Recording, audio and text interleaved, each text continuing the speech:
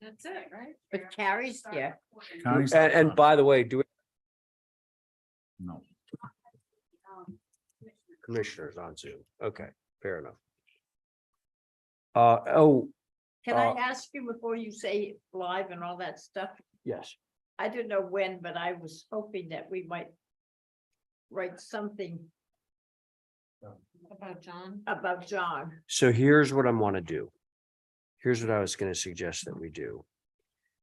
Could we, if it isn't done already, could we move commissioner comments to the front of the agenda? Yeah. Friday morning, yeah. You know, just, you know, okay, well, can we add commissioner comments at the beginning of the agenda? Yes. I'll make Because that this, I motion. think this is important, and you know, if somebody takes issue with it, well, then too bad. Okay, so welcome, everyone. Guess we just kind of sort of have commissioners right now and staff to this meeting of the Nantucket Historic District Commission. It's Tuesday, July 25th at 4:04. And present at today's meeting, all live, by the way, so we're going to be doing voice votes, are Val Oliver, Diane Coombs, myself, Ray Pohl, Stephen Welch, Carrie Thornwell, and the new and very impressionable Joe Paul. We're gonna need him like modeling play. So that's our board. Could I have a motion to approve? To approve. Thank you. And that is, yes, so the, Commissioner comments to the front. correct. Okay, very good. So we're missing Abby, so we're gonna alternate our associate members. So Carrie, if you would be in on this vote, that would be great. So all those in favor of Diane's motion? Aye. Aye. Any opposed? Very good. Okay, so I want to have commissioner comments up at the front, because as we all know, our dear friend and fellow board member for so many years passed away at the end of last week. And you know, I only thought it appropriate to say you know, how important he was to this board. I'd need to fact check this, but somebody told me that he was literally on for 50 years. Not in the paper, it said 57. Yeah, What? 57. 57 years on? he was off, I think, in He was on for a very short interval. one of the six, I think he started in 67, and then he was off for a short interval. When he was a selectman. Yeah. Yeah. Yeah. So we all miss him, and I just want to tell you this weekend, I ran into a friend of mine and she said, "Oh, you know, how's it going?" I said, "Oh, I got to go buy some flowers to put on. If you haven't seen it, you got to see it. His bench at the top of Main Street. There's a little shrine, and it literally was there the night after he died. And I figured I'm going to contribute to the shrine. So I told my friend, I said, "Oh yeah, I'm going to get some flowers and bring them up to the shrine." And she said, "John McLaughlin, wasn't he difficult?" And I said, "Oh yeah, like he was really difficult, but he was difficult and he was difficult, but he had an abiding love of Nantucket." Yeah. And he spent most of his life ensuring the welfare of Nantucket the way he knew it. And he didn't care. He did not care if he made enemies, you know, in making decisions that were counter to what people wanted him to do. And that just didn't seem to matter to him. And like a few things that I remember John saying innumerable times, and I'm sure you've heard the same sort of things. One of my favorites was he would refer to the mainland as America. And I always thought that that was kind of xenophobic, like, oh, you know, America. But he just meant Nantucket was a special place and it was different. And the same rules that are applying on the mainland do not apply here. And so don't think that because you're from the mainland, you can come over and do mainland type things. And so that was really, one of his favorite expressions. He had, as we all know all too well, his agenda of what he considered to be right and wrong. And when I first started appearing on the other side of the table from this board, he would insist on, no casement windows, and then he'd get sort of bent out of shape if the casement windows got approved. One thing I have to say about John is, over the years, his final years on this board, casement windows would get approved and he'd say, well, you all know my opinions about casement windows. And I think they're inappropriate, but we're a board and we're going to vote like a board. And so if I'm outvoted, that's okay. So he was just a seriously great person all around. For those who don't know, John actually wrote a couple of really wonderful little books about Nantucket folklore that I don't know where you can get a copy of it, but I have a few copies. Yeah. He has copies? Yes, and I don't know, his house was full from top to bottom, particularly after Beverly died, with every copy of every meeting he went to at the HCC. Yes. Box after And box. he after would box. take notes. He would say, well, what was the vote on that? How did it pass? And each and every application that he reviewed, he would note down and meticulously, I'm sure he's keeping them. Let the record reflect that Abigail Camp has given us.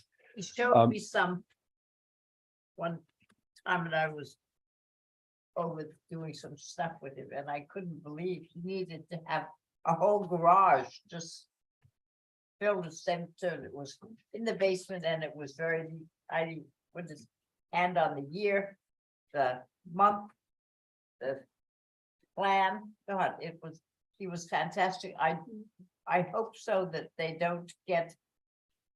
I have to talk to Colleen Yeah. and see what she's doing with them, because Gussie doesn't have room to put them away. And I don't know what they're going to do. I'll call Colleen tomorrow. That would be great because those things need to be saved. I mean, Yes. we would all regret it if they disappeared. So, John, we all miss you. Say hi to Beverly for us. We're going to miss you terribly. That's all I have to say on that subject for now. Anyone else? So I wrote in Facebook Did you? when it first came on that morning. And I said, started with Nantucket is bowing its head. Yeah. And because he's done, I was a selectman with him, which was fun and interesting. And as he got older, he didn't change his opinions. They were the same now as they were then, and it was really good. He was a deep, consistent. deep person. Yeah. Okay. Well, God bless you, John. Keep quoting. We will. Certainly. We most certainly will. We most certainly will. I think I'm going to start using I know what I like and I know what I don't like. And I don't like this. Okay, thanks everyone. So let's see. well, we're on to a lengthy consent agenda from which I need to recuse. I Let's, as well. Side. okay, let's see how we're doing then. Stephen, you don't need to consent or to recuse, so you can chair. I wonder if you can do this in one fell swoop. Let's see. So you're missing 3, but you certainly have a quorum, right? We got 3, 4, 5. Yeah. 5 was So we have Diane, We've got, Abby, Stephen chairing. Joe, you don't need to recuse, Correct. right? So you're good. You're good to go. Angus, Or did Angus want to speak on it? Good afternoon. Thank you for calling. I just had a thing on the consent and another thing on the consent with conditions. If I could speak on behalf of the Historic Structures Advisory Group. you can speak, but I just want to tell you in advance that I'm not inclined to be pulling things off of consent. So go ahead and we'll go from there. 32 Jefferson Avenue. There is a proposed airway stairway in the front of the building on the street side, fairly close to the road, which is, in our opinion, not appropriate. And it would be, Angus, yes, oh, no, I'm sorry. It is the guest house revision. I'm so sorry. Never mind. Continue. I thought you were talking about the main house. Anyway, no, this is the guest house. gotcha. Um, Yep. And so that was our concern. Okay, thank you. So as we know, consents were put on by individual members. Holly, did that was Connie and I'm not You carry. Carrie. You're just confusing me on purpose. I didn't bring my glasses, so I see a C. I figured it was Carrie. Holly, had you reviewed that application overall? I briefly looked at it and noted Carrie's comments and had no concerns. Okay, thank you. Thank you, Angus. So the board on this is going to be Diane, Abby, Joe, and myself. Can I get a motion to approve consents? I make a motion. All in favor of Diane's motion, say aye. Aye. Any opposed? Okay, that carries unanimously. Do you want me to just do consent since you're recused on this consent with conditions? So does anyone other than the chairman need to recuse from consent with conditions? Carrie. Carrie. Oh, down at there at the bottom. Okay, so it'll be the same board. Are there any commissioner comments, consent with conditions? Angus, you want to speak on this again? Our only concern was with the age of the 60 Holbert Avenue shed. And if it could be saved instead of taken away. Just started. Yeah, so thank you. Angus. Holly. 60 Hulbert Shed, the motion was to for historic information, just dates, but did you have any comment on that? That was actually an inclusion on my part. I added that in there because we weren't too sure. I will say that this property has been recently surveyed with our survey effort by PAL. And the shed, because it's on there's three different properties associated with the overall ownership. So it wasn't actually indicated, but there is an old 89 survey on file for that structure. But there was no date, my understanding. No date in the information or no date on the survey? No date on the survey, on the Okay. original. And did you have any, so your comment was need historic information on the shed? And would rather see it moved versus demoed. Okay. So let's see. And this is for a shed demo move off. And Luke is here. And comment about this. I'm just gonna, let's just go with the consent with conditions and go from there. We've got preservation planner comments are included. Can we get a motion to approve consent with conditions? So moved. On Abby's motion, all in favor, say aye. Aye. Any opposed?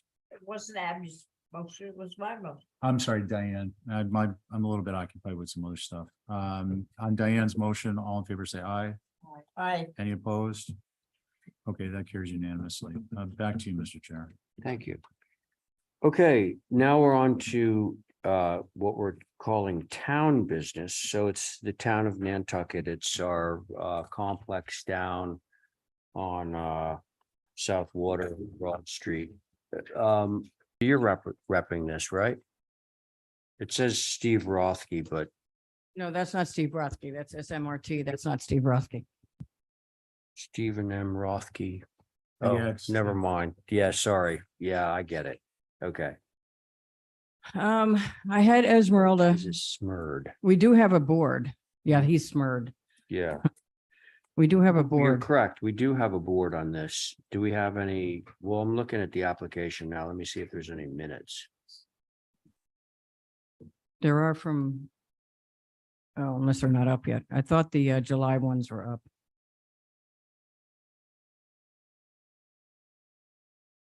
And it's not this one. It's the There's next from one. February. No, it's not this one. It's the next one.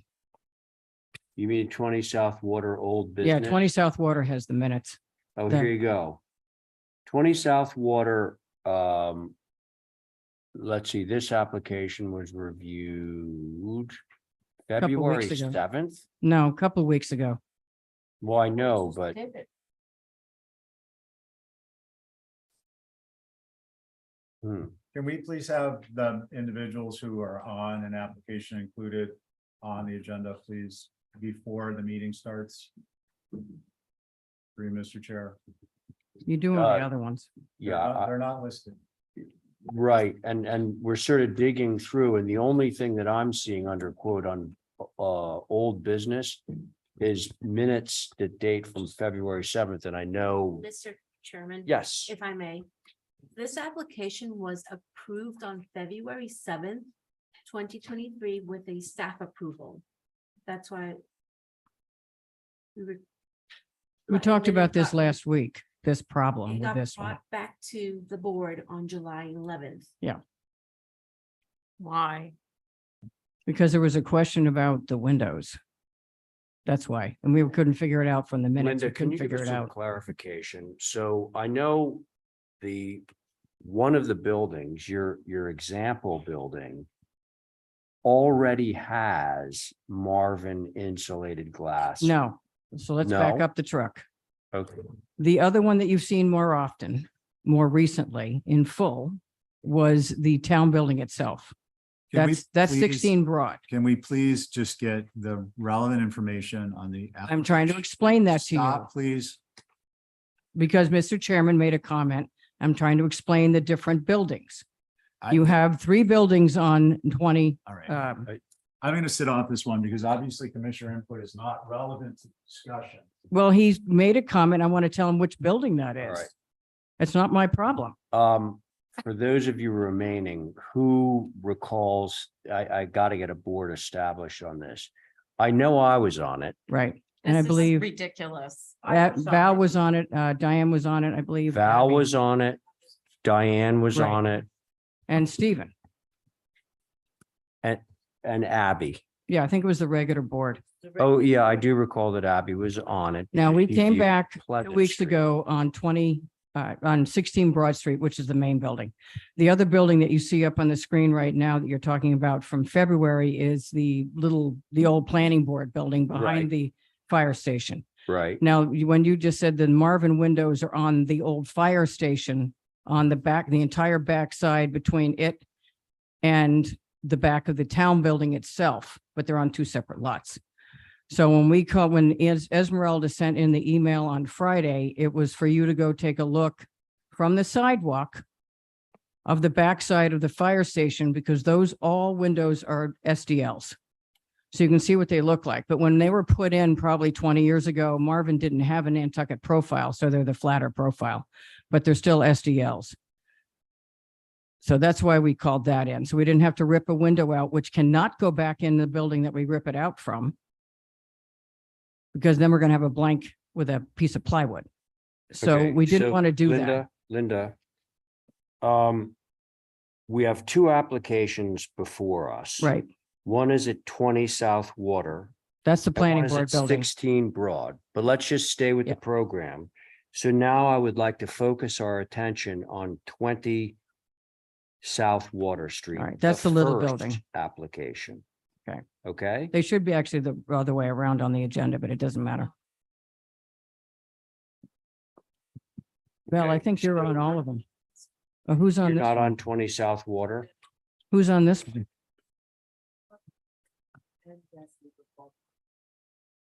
Camp, Coombs, Dutra, Hatton, Oh, Camp Coombs, Dutra, Hatton. and I was not on it. No, are there only 4 listed? Which row is it? Paul, no, Paul, Camp, Coombs, Dutra, Patton. Val and myself are alternates. Oh, okay. Oh, I see Thank it up there. goodness.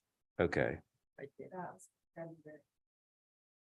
And we did bring it up the last week, but we didn't really go any further with it. Carrie, who besides you was an alternate? Val. Wow. Val. Okay, so Jesse is not here. Right. Connie is not here. So we could have a board that constituted myself, Abby, Diane, Carrie, and Val. Sounds good. Good? Sounds good. Yeah. Okay. It's the same issue with both buildings, obviously. No, we understand.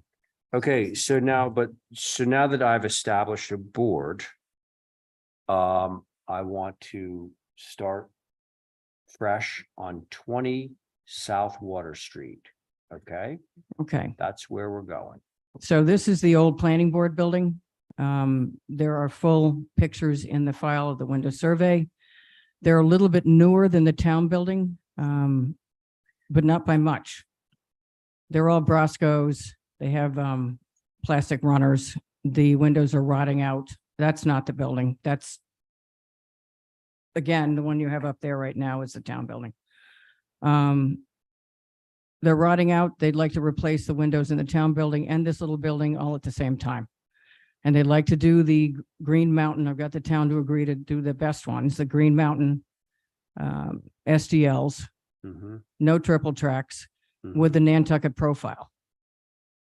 No triple tracks. So no triple basically we'd tracks. be able to look at just this plain old sash without any of that encumbrance. Right. And I went back yesterday and measured the distance from the sidewalk, at least on the town building side. On the Federal Street side, they're about, what did I say yesterday? 14 feet, 16 feet from the sidewalk, and they're 21 feet plus on the Broad Street side and on the About this building right South now. Water Street side. I know, Getting mixed up. they're both the same thing. They're not. They are, but that's all right. Okay. They'd like to put the Green To Mountain Val's windows point. here. To And Val's these point. windows, yeah, this is the one we're talking about right now, but the town building is the one where we started. Right. They'd like to replace these windows. I've got all the dimensions of the windows in the file as well. And that's about it. There was one new window added back in the 90s. I think when we moved in there, all the offices moved in there after it became wasn't the police station anymore. Okay. And the windows were supposed to be replaced in 2004, but it looks like they were never done. They just got an approval and they just never pulled the building permit on it to do it. I'm curious, they, in 2004, they got an approval for what? SDL or TDL? TDLs, it looks like the file isn't that fleshed out on any of this stuff, but Mhm. it looks like they did it for the TDLs at the time. They never replaced them. So those windows are there from some time before that, after the police station left. All they did was paint them. Some are still green, some are still red, some are white, Okay. but we'd like to replace those. Linda, I think we get sort of the overall general picture of this, and of course, this all boils down to, because it's you're replacing in the same apertures and everything. It's Yeah. really all about TDL versus SDL. And Would you triple agree? tracks, yes. And the triple tracks on this structure, most are Well, missing yeah, or not okay, so the working. triple track thing is part of the conversation. Yeah. Well, no. No, Holly first. Thank you, Mr. Chair. So for the record, this is the former police station, actually from the fifties, back when Wendell Hughes was chief. And I just wanted to, back up and give a little history on this. You all, yes, did approve it through staff with a window survey and having a window in file, but the application was actually indicating for TDL versus SDL. And through the conversation with town staff, our other, basically at the end of the day, there was a request for it to go to SDL. So with that said, there is a window survey on file for both structures. I was in attendance at that window survey.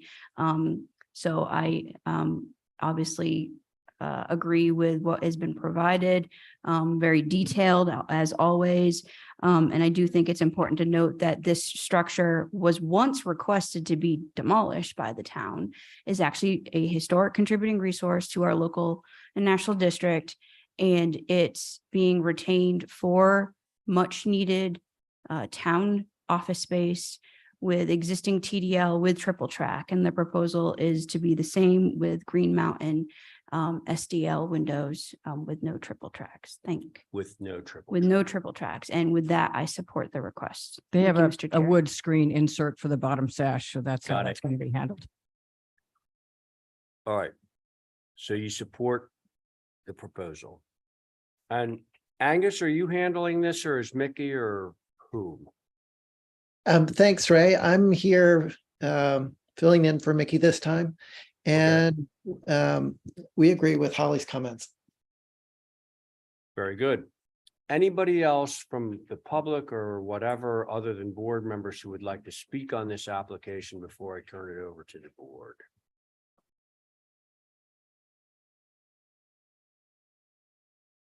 Okay. Board members, I think you know who you are. I will review myself, Abby, Diane, Terry, Val. Okay, Yep, all right. so, Thanks, Val. so the window that we were pointed to and was just backed up by Linda with a Marvin from how many years ago? So seeing that window and asking for a different window is a little disconcerting for me because I don't know what the Marvin window looks like. So I'm going on, I don't know, somebody's good graces, but I have a bigger concern, and that is the impact of SDL windows in the OHD is the question here, and there is a space there between the glass, and it's been our policy. Sorry, Mr. Chair. Can we turn the mics on? Okay, sorry. Um, So, the question of SDL is there, comes down to the design and Muntin profile, but for a bigger issue for me is the spacer bar. And with this building being so close and right on the sidewalk, that I have some concerns about. My question is, does the window style and brand possess the same common identity and spirit shared by the buildings in this area? And will it harmonize with the distinct character of the site and streetscape? While we're trying to be more mindful of energy mandates and have been approving them in inconspicuous locations on structures in town, will these windows or elements on the public facade be compatible with the setting and surrounding of the OHD that we are trying to keep pure? Let's remember, it's our bread and butter. That's why people come here. And in our guidelines, our charge is to preserve as unchanged as possible the old structures and maintain the fundamental harmony of the historic community by approving new structures and changes to existing ones so they blend in with the traditions of the era before 1846. So my question is, without having seen what this window looks like, my inclination would be, I'd like to see a window that is a Marvin with the Nantucket profile Green and Mountain, or Val. Green Linda. Mountain. Green Mountain. If we can see the spacer bar, then as awful as they are and everybody has a problem with them, it's something we're familiar with. I would want to put the triple track back on. Because this to me this is a big step. If we're going to approve it for the town, then we got to get ready and have Mhm. reasons why we're going to approve them or disapprove them for everyone else in town. Great. So I'll go. Well, it is a point of clarification. Marvin's are what are on the building now. Correct. Green Mountain is what they're proposing. And I don't know what those look like. Right. I do have that in the next file, Val, a whole profile of those windows. Photoshop pictures. No, I actually have a picture of them from 11 Pleasant Street in the other file, right this far away from the window. But I want to sort of condense what you said. Basically, you said, if you can see the spacer bar, like right now, we're looking over at these windows from in here, Right. and I can see the spacer bar. Correct. Now those are very large windows. So, you're saying if you can see the spacer bars, then you would want the triple tracks to go back so that you're not actually seeing the window that closely. Correct. Is that okay? And I think that we need to be very thoughtful about how if we approve this, because this is big. This is something we've tried to keep out of the OHD. Mr. Chair. Agree. You know, we could put that into the motion. Hmm. We could say this is a first attempt that we're doing with the town. And if it's successful, great. If it's not successful, don't count this as precedent for future stuff. Mr. Chair. Anyway, thank you, Val. Okay. Anything else? No. Okay. Diane. I agree with what Val read as to why we are picking, why an SDL should not be on our town buildings in the old historic district. Because that's what we're going on. That's what we're supposed to be doing, whether it's good. There are many of us who live with TVLs. And if it's a little cold in the wintertime and a little warm in the summertime, that's what you get when you live with a house that's specified. And it is important when people walk by and say, oh, look at the historic district. They don't all come as dummies. They know what the difference between a window is, but not all of them, but some of them. And that's our calling card is TDL on historic buildings. At least on the first floor, they can be seen on when you have the town building, which can be seen on all four sides. And whether it costs the town, they don't care, a little more money to supply TVL rather than SDL, then it should be spent. So that's my idea, and I think it's very important because we know the thing of pools and all the rest of it. You give one permission, and by the next day you will have everybody. Just to be clear, the building's 1950. Right. It doesn't matter. I know, I just want to make sure that's on the record. Diane, have you finished? Yeah. Okay. Abby? Yeah, thank you. So, I appreciate those comments. But, I was told that it would be similar or the same as, was it, 11 Pleasant Street? Oh, Yeah, which I have And- pictures of in the other And, file. and I thought that looked fantastic. And I think if we're gonna go out on a limb here, I would like to do it on this. Point. I think that the triple track, I mean, it's traditional because we started doing them in the 40s, maybe, I don't know. But, they sure don't look historic to me, and I'd like to see what it looks like. So I'm in favor of the proposed. Okay, Abby, thank you. Carrie? I have one question. Do you know what is on the old fire station right on the corner? from here. Yes, Marvin. I Oh, looked at that. and which it one looks out like- here? Are you talking about the fire station next to the Stop and Shop? On, Oh, the old one. Yeah.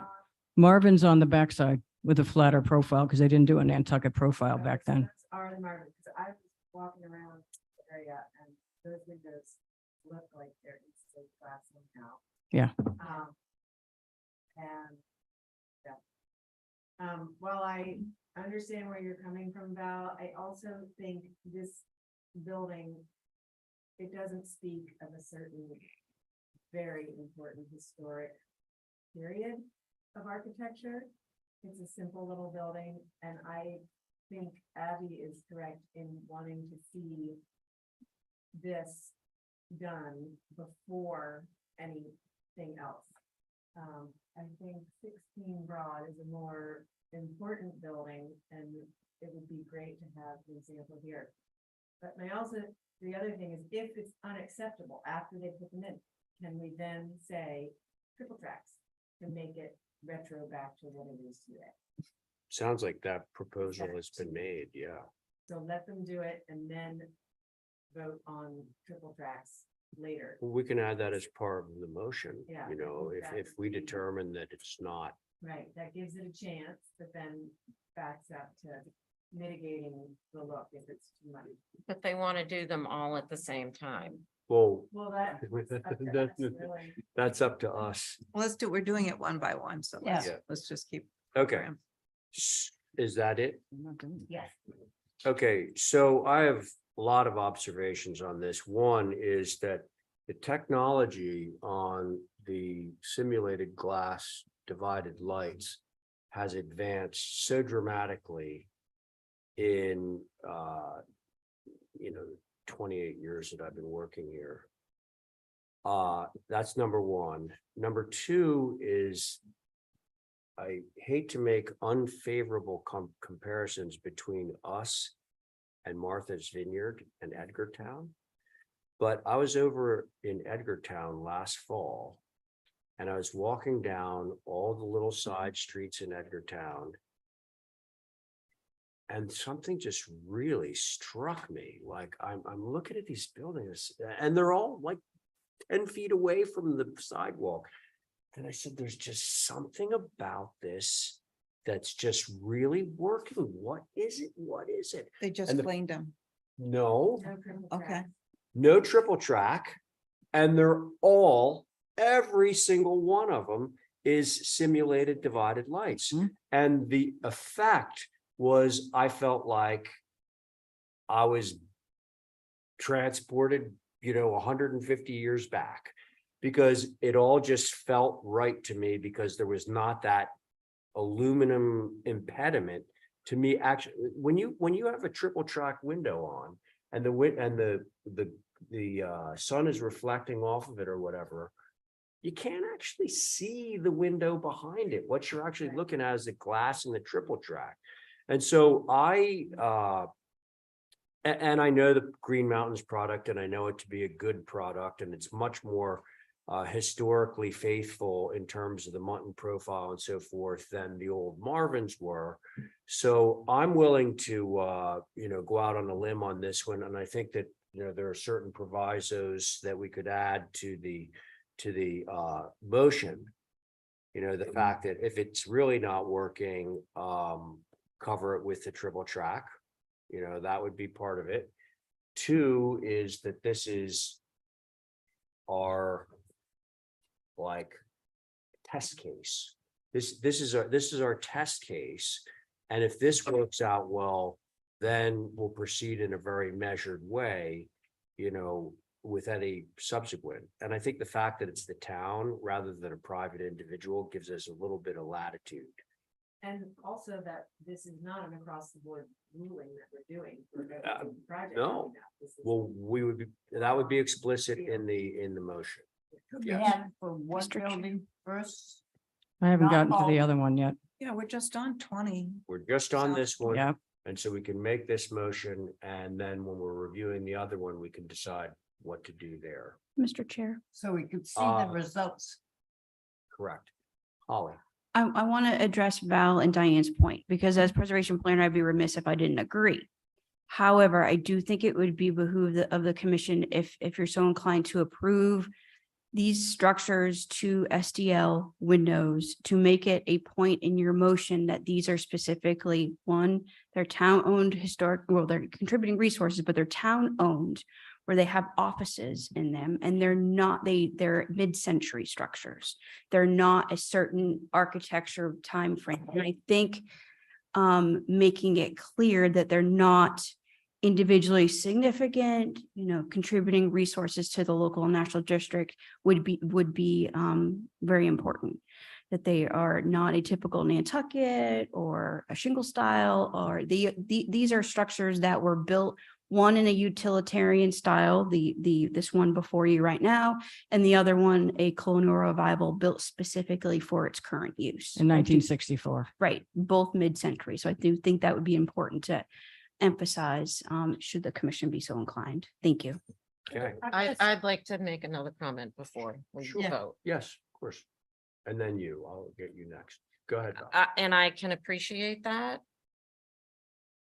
We You need mean to. the fact that I took you before? No, what Holly just said, but we have never, there's been this policy up till now, so we're making policy change. And I just want everybody to think about that.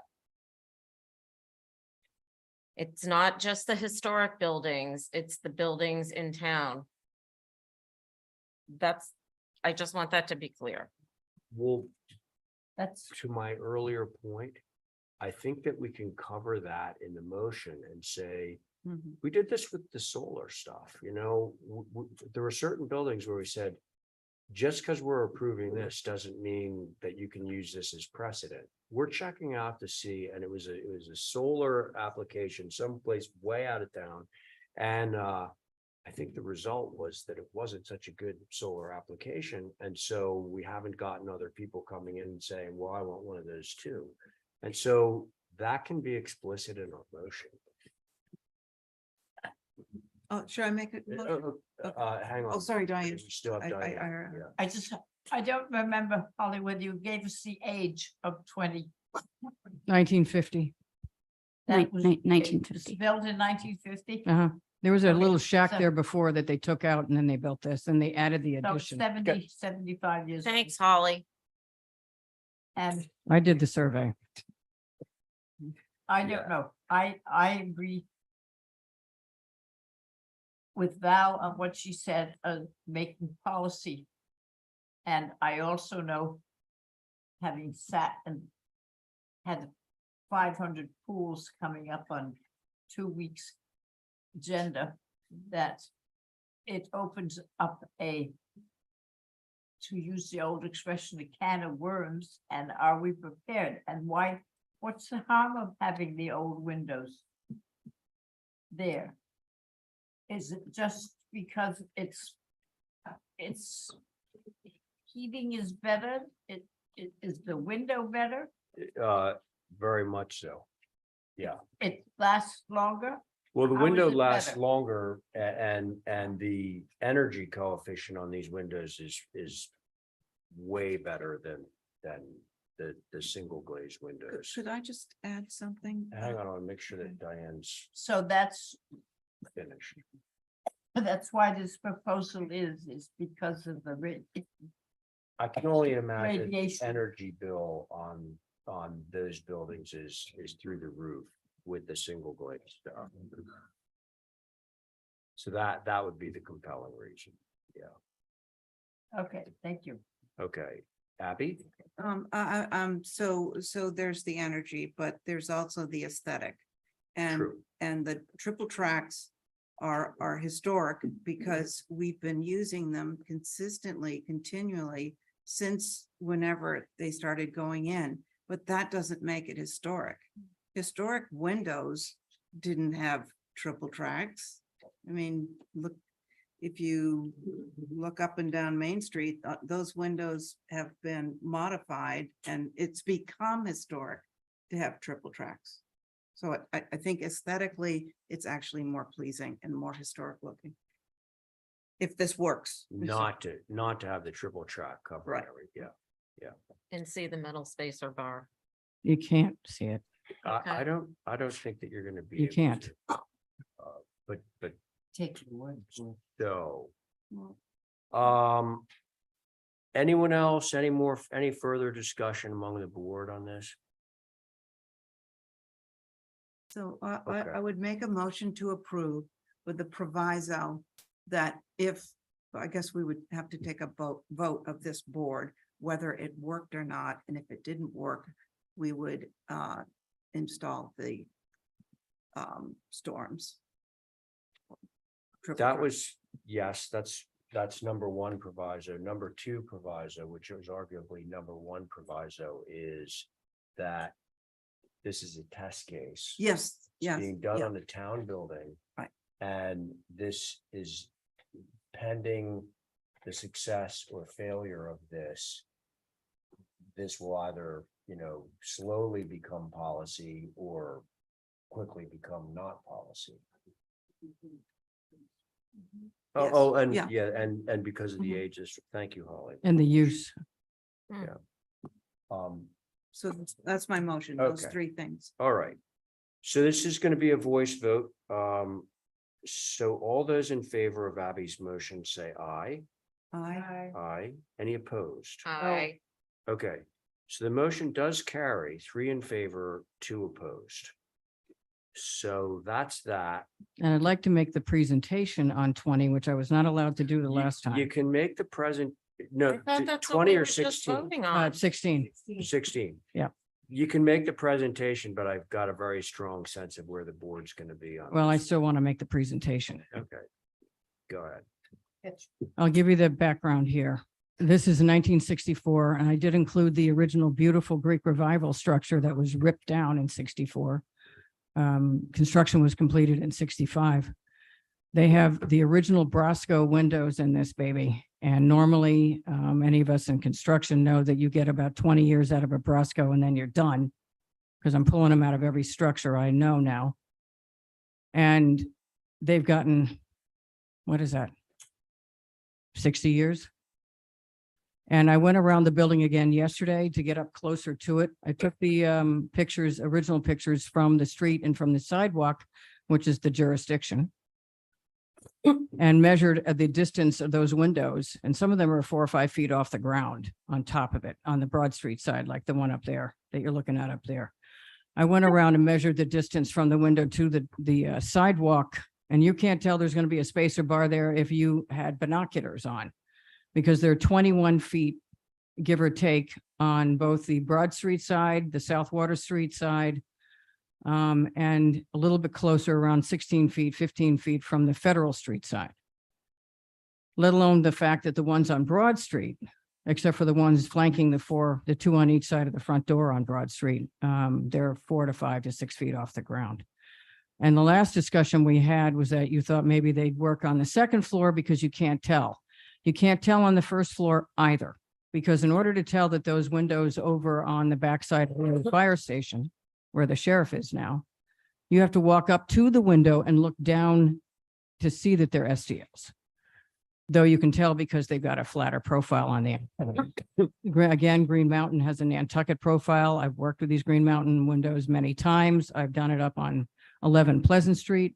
So if you want to go to the pictures from 11 Pleasant, I can show you how close you have to get to tell and how thin these muttons are. There they are right there. And if you go even further, there's more pictures below it. There's one where I walked right up to it, which is what you always wanted to do. If you want to go to the next picture, please. There it is.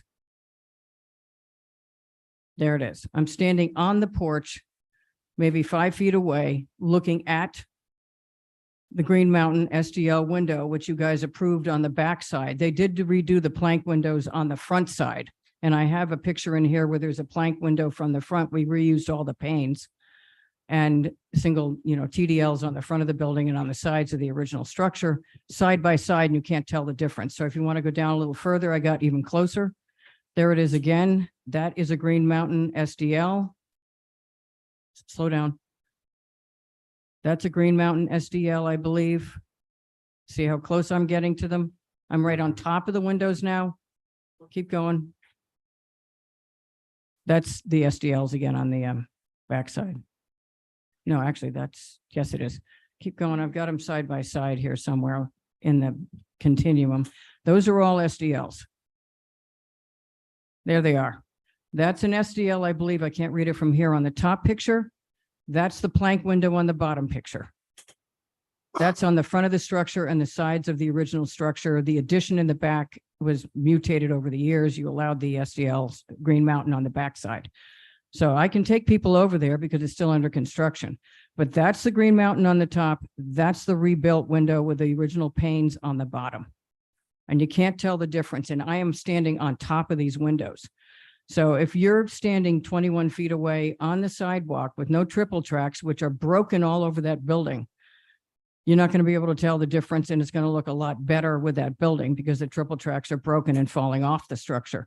Now, yesterday, I also got a little closer to the windows. I walked behind the trees, behind the bushes, behind the planting beds, which are in front of every one of those town building windows.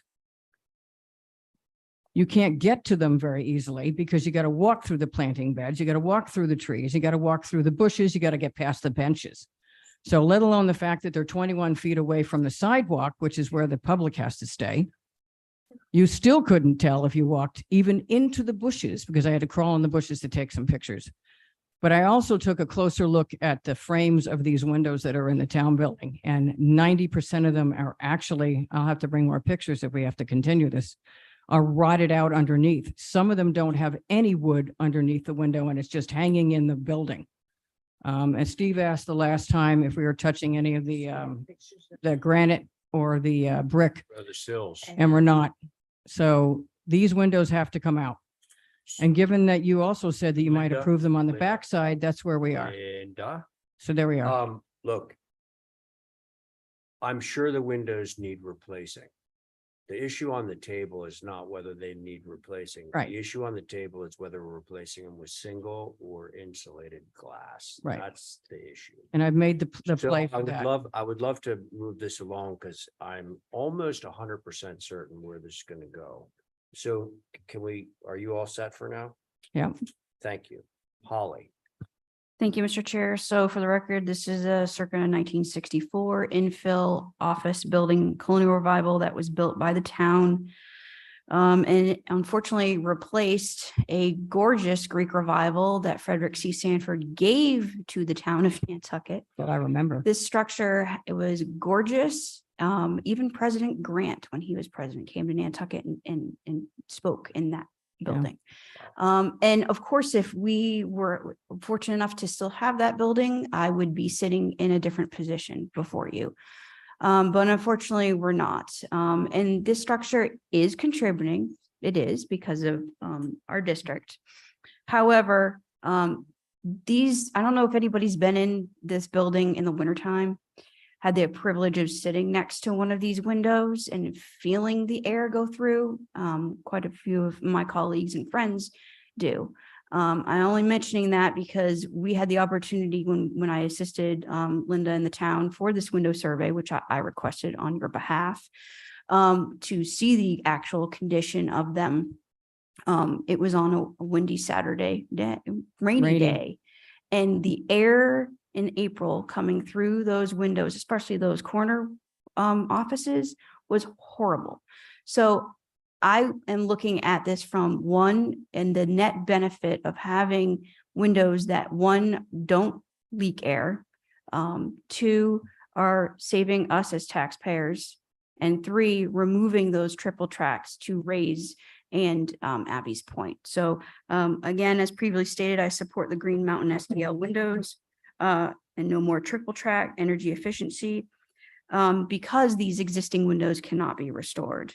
And I did want to also mention that this application is not just for windows, but there's also some like-kind repairs that are muchly needed to be replaced, and I support those. So thank you, Mr. Chair. Can we check the board, Mr. Chair? Because Steve was on it and I don't, Carrie was not.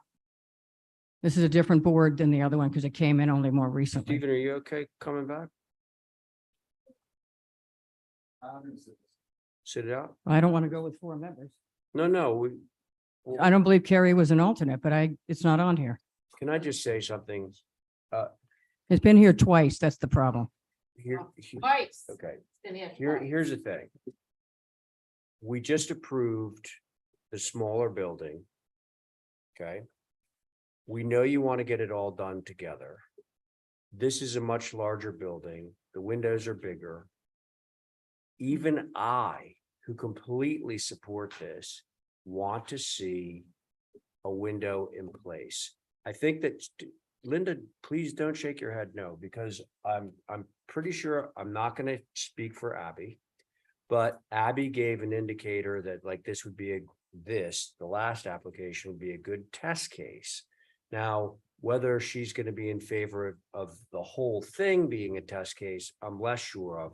But I know for my own purposes, I want the town this spring to put a window in, a real window, so that we can actually see it in the aperture, so that we're satisfied that this is going to be the right thing to do to a much larger building, much more conspicuous with larger windows in it. So, four-member board, whatever. Who is the board? Choice is yours. What? Mr. Chairman, Yes. this application came in as new business on July 11th. So who was sitting? The Okay. board was established because there was discussion about just holding it for a view. In other words, there's no board established? There Was was there a any- board. I've discussed it. There was discussion. It's been here twice, by the way, not once. There was a discussion on it. They're not up online. Okay, Yeah. yeah, So the reason why we were loath to do it on this building is because if the windows are in such bad shape, if that window comes out of that utility room, Settle. it's not going back in. but the other alternative for you is to It's wait, broken. have us look at the install on the smaller building. And then say, okay, well, that seems like it's working all right, and then we would move to the larger building. Well, from a perspective point of view, I understand that, but from the reality point of view, those windows are higher and further off the jurisdiction of the HDC than Okay. that little building is. I would argue that when you walk up to the building, you can see the windows right there. Except that And the that's jurisdiction is public from property. the sidewalk. You're not allowed to. look Steven, within are the you coming building. back to the fold? Well, the window inside is going to be tough. Okay, so. So who is sitting? Esmond, Last time this application was heard was July 11th. I was working on minutes today. I have Cole, Welch, Camp, Coombs, and Oliver Right. as alternate Okay. Patton and Paul. Okay. So Terry If wasn't Steven's here. back on, that would make me happy. So if you want to continue it, continue it. Otherwise, you'll have to do something to it. Okay, you have to stop talking. No disrespect intended. Well, I want to But know what you're we going to do. cannot formulate a coherent response Fine. individually or collectively if we're continuously interrupted. It's unfair to you, including to us. If you think about that, you understand what I mean. With respect to this application, it's in front of us. If we're going to talk, let's talk. If we're not, let's move it along. Please, Mr. Chair. I'm happy to talk on it, but I don't know what we're doing, so Well, I- basic, what's on the table, simply put, is we're trying to determine whether we're gonna go out on the limb a little bit further to approve simulated divided lights in this building at this time. and we're going to proceed with that discussion. Yeah. Yeah. If Okay, you'd I like to. just want to make sure I Yeah, understand okay. what we're, Okay, okay. so, well, I would like to hear from Stephen first, since you didn't have a crack at the, Okay. unless you. No, I'm fine with that. Okay. I think a couple of things. This is interlinked with the previous application. I think we're going down a very, very slippery path if we are talking about infill structures. We're not even talking about infill. We're talking about structures that are listed as contributing, that we are regularly told based on date are important structures. If they were 1975 or before, Mhm. these go to the 50s. And now we're adding as a condition for an approval, what the use is. And I would urge you all to consider that Nantucket's history, structures were not built with different materials based upon their use unless they were a barn. And even then, they were wood.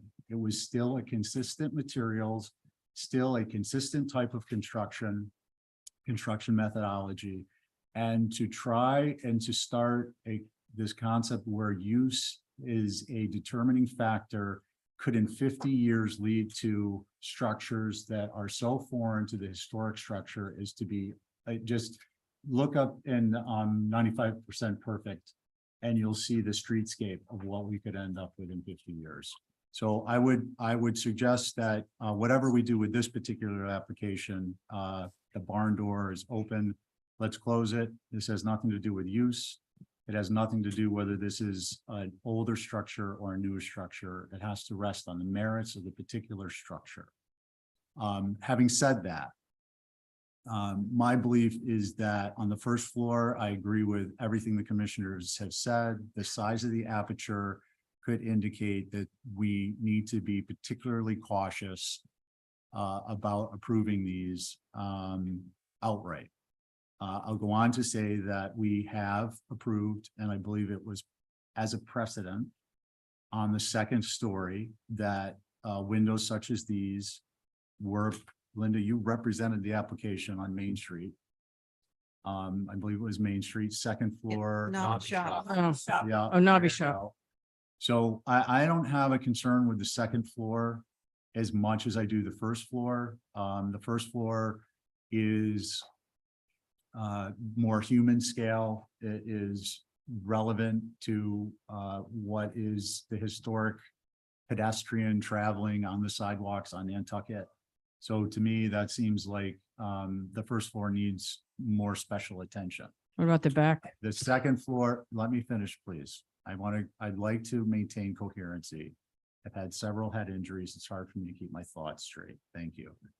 The back of the structure is, given its limited visibility, to my particular point of view, and I believe consistent with what we've done in the past, is not as much of a concern.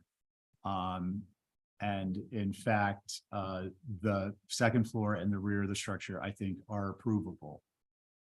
Personally, I think it would be more appropriate, as opposed to omitting the triple tracks, is to require a storm panel. I think with the screen insert, for a couple of reasons. One, mechanical systems fail. As a result, air conditioning, is my point, fails. Windows get open. Windows are going to get open. Screens are going to be necessary. They are, a frame panel is more historic. It is much cleaner. And I think that could be part of a solution on the visible sections of the first floor, but I'm not certain of that. I'm just throwing that out there as a concept. I do think that if the prior application comes back, or anything on this application comes back as inappropriate, then what should be on the table are the frame panel storms with the screen inserts, not triple track. I think that's pretty much it. Thank you, Mr. Chair. Can I get clarification for you? Yeah, and then I have No, one more comment. When you're talking about the storm panels, you were talking about the windows on the first floor, correct? Yeah, and just, I'm not saying that with great conviction, because as I probably said before, I can't visualize things in my head. So I'm not sure if there's going to be, given the nature of the design of that structure, which is very symmetrical, and if not totally symmetrical, repetitive, consistently repetitive details, introducing panels on the first floor may create a odd look. That's just not, there's not a common vocabulary there. So I'm a little concerned about that. We looked at that, Steve, and it Certainly- is different. Certainly on the prior application, it would be relevant to be using those as opposed to the triple track. And then the other comment I wanted to make is it only came to clarity earlier in this discussion, earlier in, I think, the last discussion, that, well, you know what, I'm not going to talk about the last application. Sorry. I wanted to clarify something, but it's not worth getting into. Okay. Stephen, thank you. Right. So the rest of you, comments? Yes, Diane. I thought in the thing that we did for 2020 was that it was going to be done alone and the windows were going to be put in, we were going to see how they were before any other was going in, which I would like. This we voted on and it passed that. I think that I don't know what the windows are that were made. I know just from a point of interest that I have owned my house for 52 years. And I have not replaced a window. I have had some of them rebuilt using the same framing and whatever, the sills, and they work.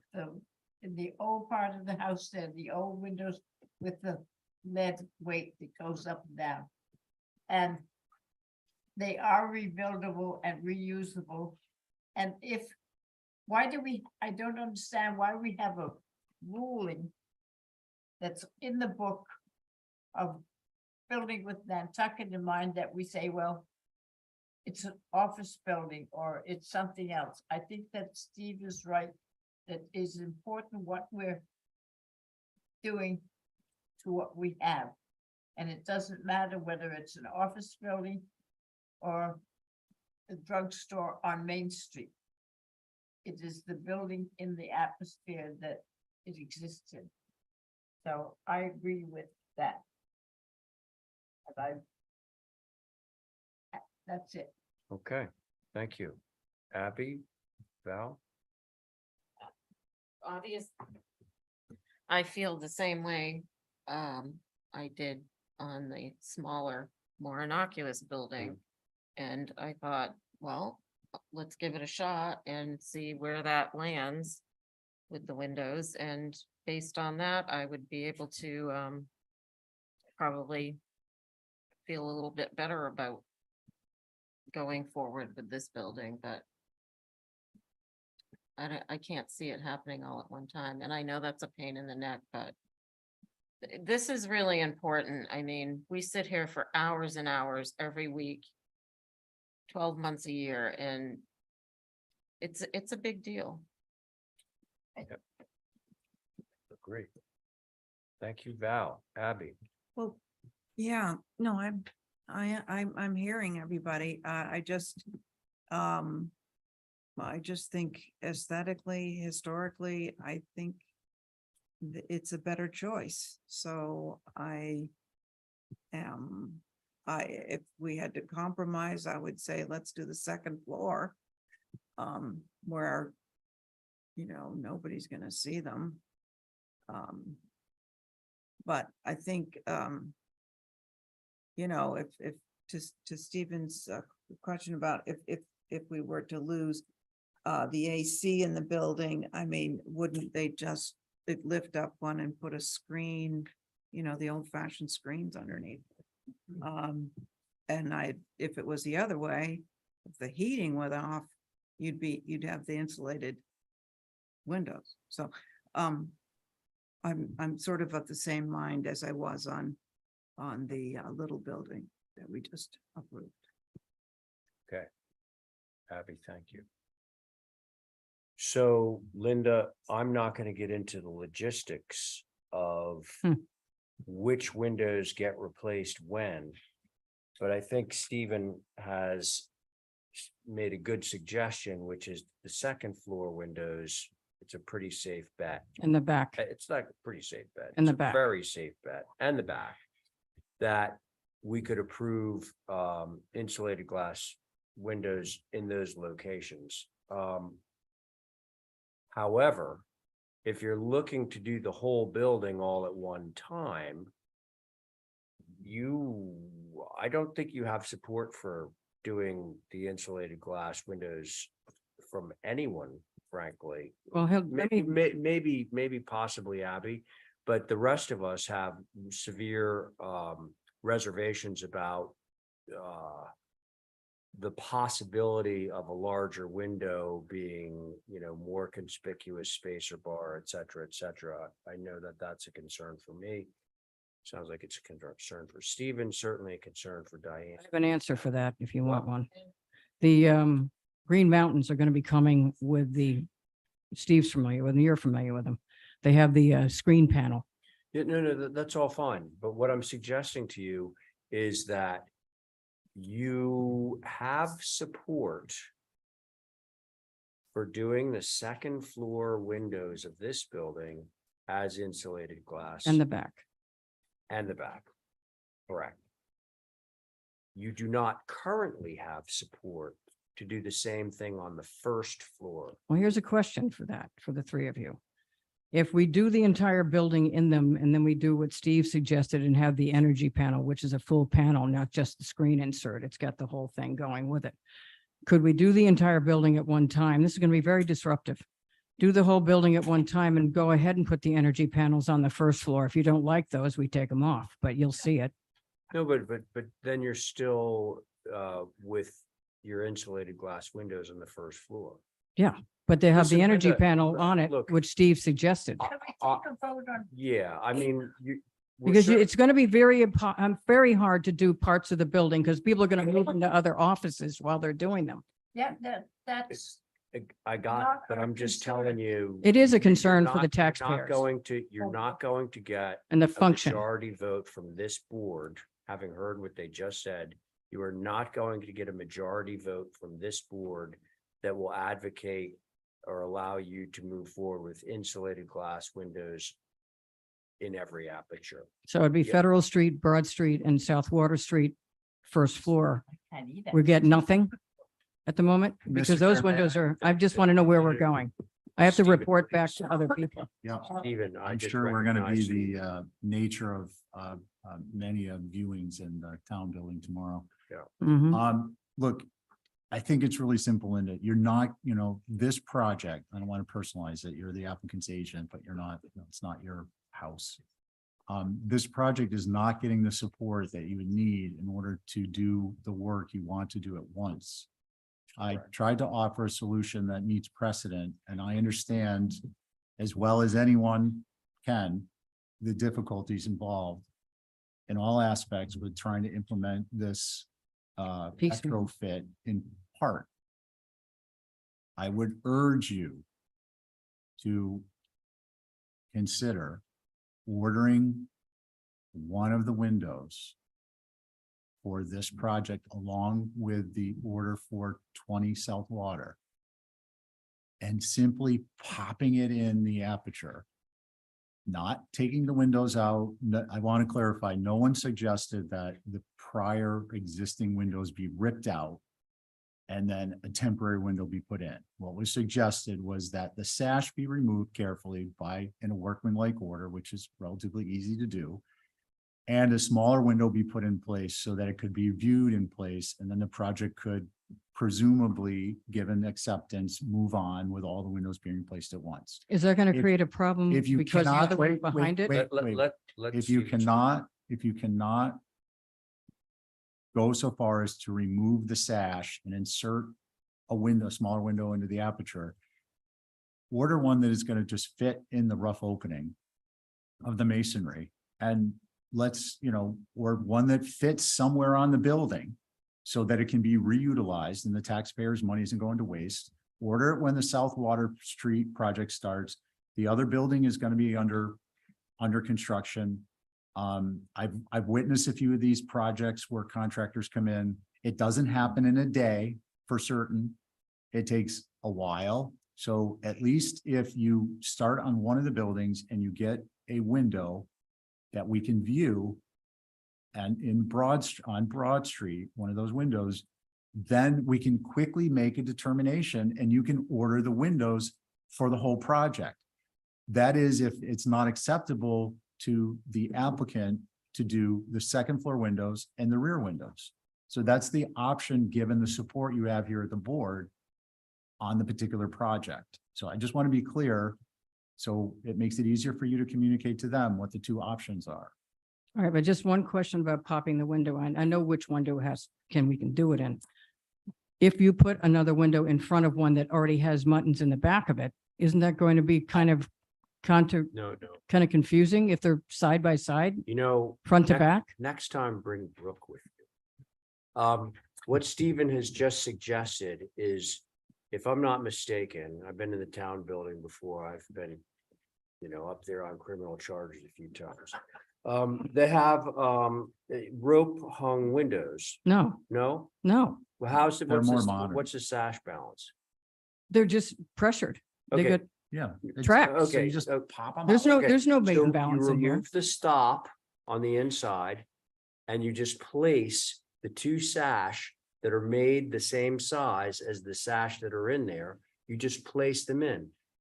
So take the I'm not window a out. builder and I could do Talking about that in temporarily. an hour. Yeah, it's. I would do that. I just have to find a window that is not rotted. But the minute we take them out, it's coming apart. That's my concern. There's plenty of I could never hot put them rods. back in. That's the problem. And last comment, if I may make on this, Yes, thank no you. one, Stephen. no one wants anyone, and I appreciate Holly's comment on this. No one wants anyone to be sitting in a drafty office where they're not able to do their work, where it's uncomfortable, like this is simple stuff. But let's focus on, we've talked about this concept of substitution for viewing since this came in. Yeah. I think let's get some buy-in on it, get it done, get the windows viewed, and get the order in. All right. I just have to deal with people above my pay grade, I understand that. Okay. which has a security risk because of the building, Oh, gosh, They're gonna it's come not a out, secure. the windows are gonna, the windows are gonna come out in the morning, the right? sash. And go back in. And they're gonna go back in within 2 hours. They'll be in by lunchtime. If I can put the window back in, fine. You're not doing it. Linda, take I'll do take it for you. Take it. I'll do Fine. it for this you. point- Then you have to Put it on continue the this record. one. Then Yeah. I'm asking for a Stephen and I will continuance put then. the windows in and take them back out. I'm not in doing an it. hour. Charge the town. Because it will take less time than this circus. Exactly. So you guys have to show up then. Okay, so listen, I think that You got can one we- day. Linda, what I would like to do to expedite this for the benefit of you and your clients is go talk to your people, see which one of the options you want to do. And can we put this back on for next Tuesday? That's Yeah. probably everybody too all right soon with to get a that? window. What? It's too soon to get a window in. No, it's too soon to get a window, but you will come back in and you'll say, we've decided just to do the insulated glass, or we are gonna measure for a window. It will be available X time and you guys will view it. That's what we're gonna do. Can I make a Stephen, suggestion? go. We've spent nearly an hour, well, more than an hour on these two applications.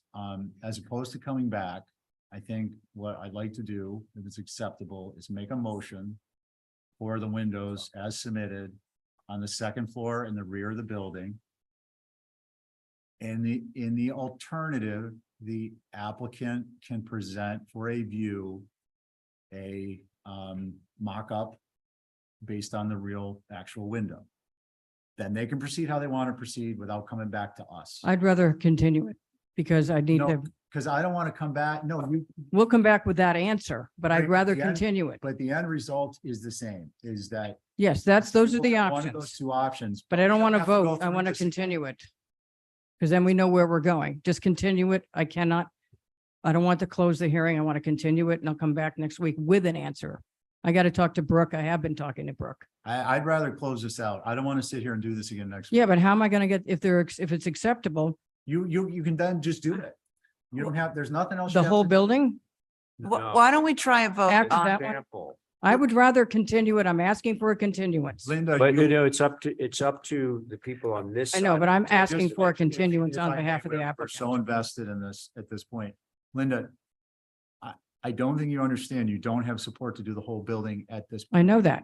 So we're giving you the two choices you have in one motion right now. He's Nothing, gonna do it right now. next week, nothing's gonna change from where we are right now. But if you like the one window we put on the Broad Street Well, when are side, you do gonna I have have to it? come back again Well, for the whole building?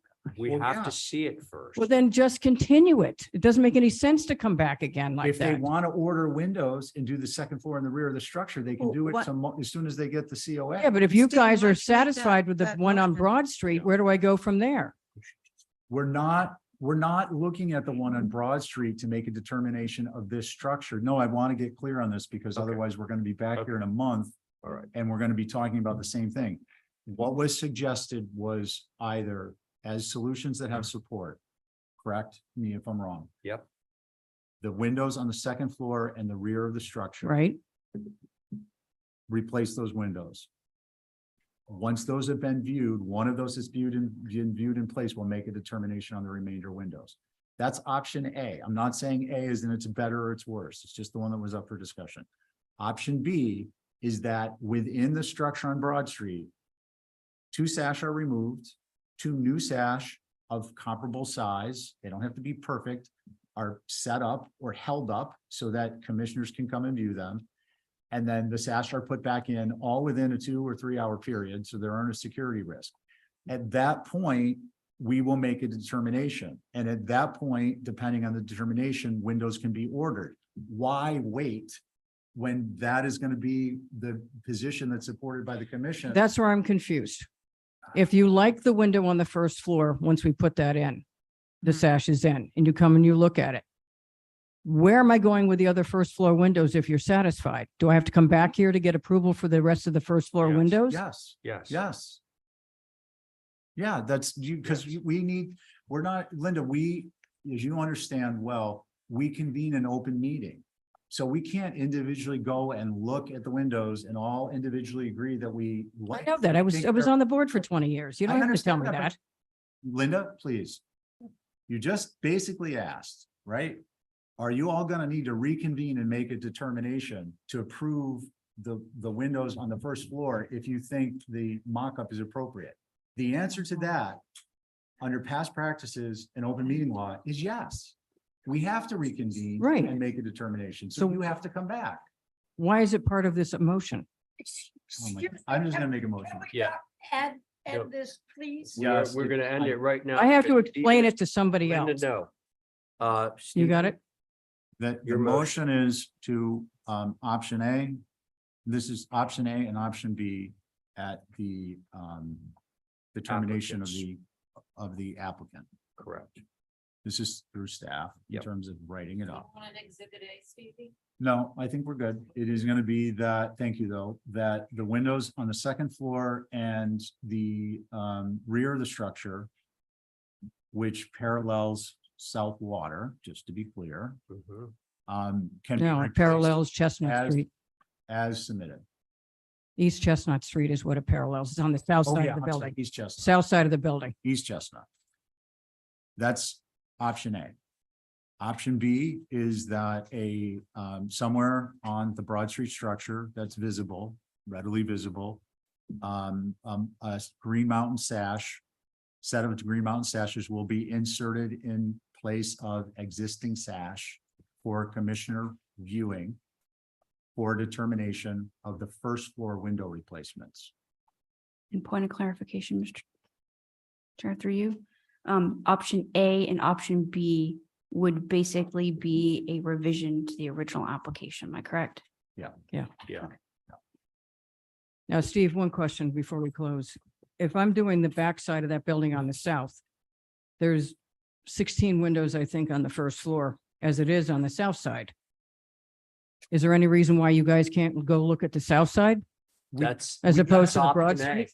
That is That's option. No, what I'm A. saying, as far, instead of pulling out a window on the If you Broad want to Street do side, option A, do option A. The only reason option B exists is so that you can fast track the process, Yeah. so that you don't have to wait to install. I got those that. windows. But instead of pulling a window out, you're going to have a window on the first floor on the backside Listen, anyway. If you don't mind waiting, then the answer is option Yeah, A. because Linda, if you do it the way you're just talking about, you're gonna have to wait until you order all the windows for Broad Street and then you install one of them. All we're saying is order one of them anyways and pop the sash in, and then you can move forward with the whole order at once. Okay. I don't Okay, think that's gonna. that is the motion. Please. Okay. whatever she puts up is a window that we don't approve of. It wouldn't be that Then window. they don't get them on the first floor. Right, and then they have to, if they order them all at the same time, we're going to be sitting here saying, well, we have to let you use them because we paid for them. Are they? No. What sees- what Stephen's motion is on the second floor. I And you, understand. okay, second, What I'm talking about is the result of the first floor. That the windows should not be ordered at that time because No. otherwise we will be listing. they're this- not going to be ordered as insulated glass. They are not. That is definitely not part That's of my definitely motion. not part of Stephen's motion. I'm That's, with you, that's what Diane. this whole thing is all about. Okay, so, on Stephen's motion, all those in favor say aye. Aye. Aye. Aye. And you guys were where? This is to see the sample. No, it's to approve the windows on the back and the second We're floor too. approving insulated glass on the second floor and on the back of the building. To be in particular, the Green Mountains that we've seen pictures of. Correct. are- And the Second. back is this side that faces the. South side, Yes. Yeah. South side, basically. that side. That's what we're approving. And then either once those windows are in place and we can see them, or if she wants to fast track it, she can get a different window, and set it up in the way Stephen and I just described in one of the apertures so that we could say, okay, we're good on the whole first floor, but that's a separate discussion. So they will not be put on the whole first floor. No, None, south side, east side, west side. South side, yes. south No. side, yes, Yes. east, west, north, no. The back side of the building, they've already said is okay because there's no no legal public access back Well, we there. haven't said okay to anything yet. Right, but we're that's in what the you're middle of a vote proposing. On this. Okay, so I want to try that again. On Stephen's motion, all those in favor say aye. Aye. Aye. Stephen, you're in Aye. favor, right? And then any opposed? Aye. Okay, so I think that motion carries 4 in favor, 1 opposed. Did I get that right? This is No, the first one, the little building. Not for it. I'm not. I said, I'm sorry. You didn't hear me. No. Okay, so I just want to make sure that the record's straight. Yeah. So it's I'm against. it 3 in also. favor, 2 opposed. Yeah. Yeah, okay, very good. That's the test case. That's the little one. This is the test case. All right, very good. All right, so there's that. Short and sweet, right? Okay, so now we'll go to 75 Arkansas Avenue. What is the status of the pizza? Oh, it's there. It's here. Can we Right. take a break? Yeah, sure. Before we get Yeah, on to yeah, the yeah. Green No, Mountain. that's probably fence? a good idea. Okay, let's see. It's 5:30. We're gonna reconvene at 5:40. Is that enough time for everybody? Yeah. What? Yeah.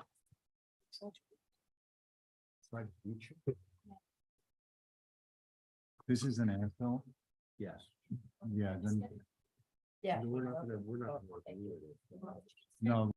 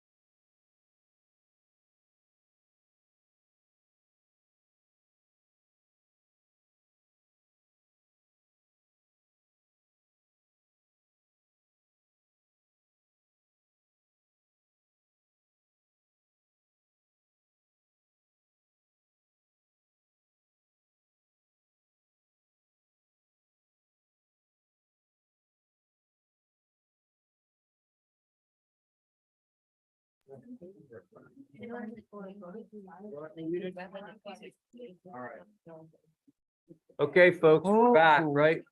Everybody back? Uh-oh. These are, take out your. All right, sign. so I've been told. Oh, yeah. Yes. No, they're really soft. We do not have anyone here to wrap the fence at 75 Arkansas. That is, well, because there's no representative here, I guess, right? What?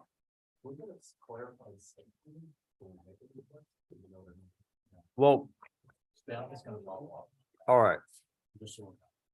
Yeah, because, you know, the application is Black. very efficient. All right, so we're passing that over. Which brings us to a couple of old business items. First of which is 120 Old South Road, new structure.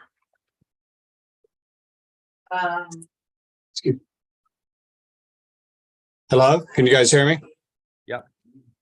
Good evening, everyone. Chip Webster here for the next few applications. Before I start, I just want to share a couple of lines from one of John McLaughlin's books. Won't take long, but I think I would like to do this. It's from Miscellaneous Memories, Episodes and Bygone Characters of Old Nantucket, which was one of John McLaughlin's books.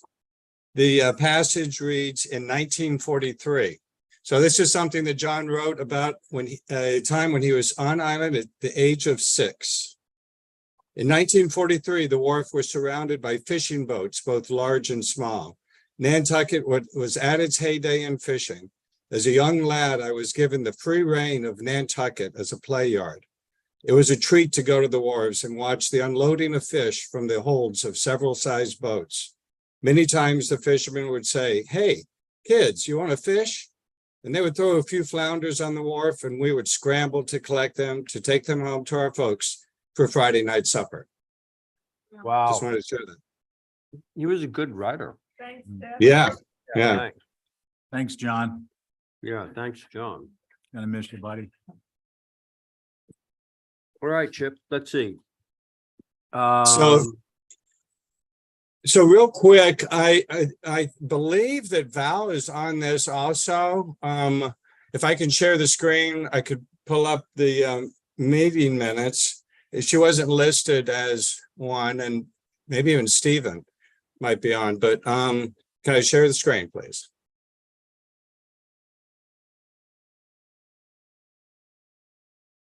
All right, did this come up? Okay.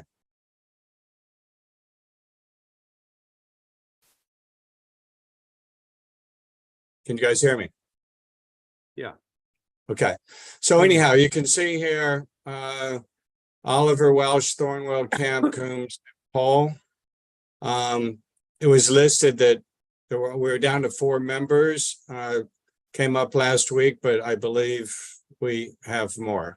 So, All right, well, to your point, I'm looking at the concerns voiced. Val was first, Stephen second, Carrie, Abby, Diane, and myself. Excuse me. 1, 2, 3. That's sick. Oh, that's 6 people. that's 6 people. Yeah. Oh, now if you go down to the bottom, it says Welsh, who is not sitting. Okay. But I made the motion. Did you really? I think that seems kind of odd.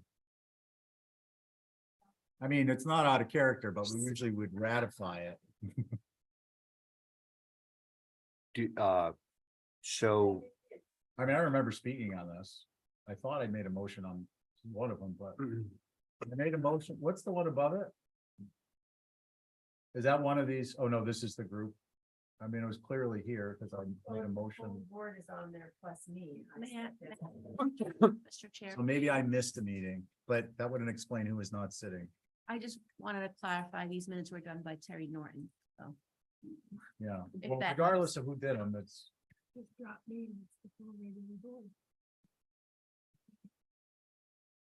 Well, if there's 6 people here and it suggests that Stephen was not sitting, then that would leave 5. Should we go with that? That would have been my vote. Well, okay, I don't mean to throw any more confusion in this. but Yeah. This list as members of the public, Val Oliver and Stephen Welch. Under representing, Oh,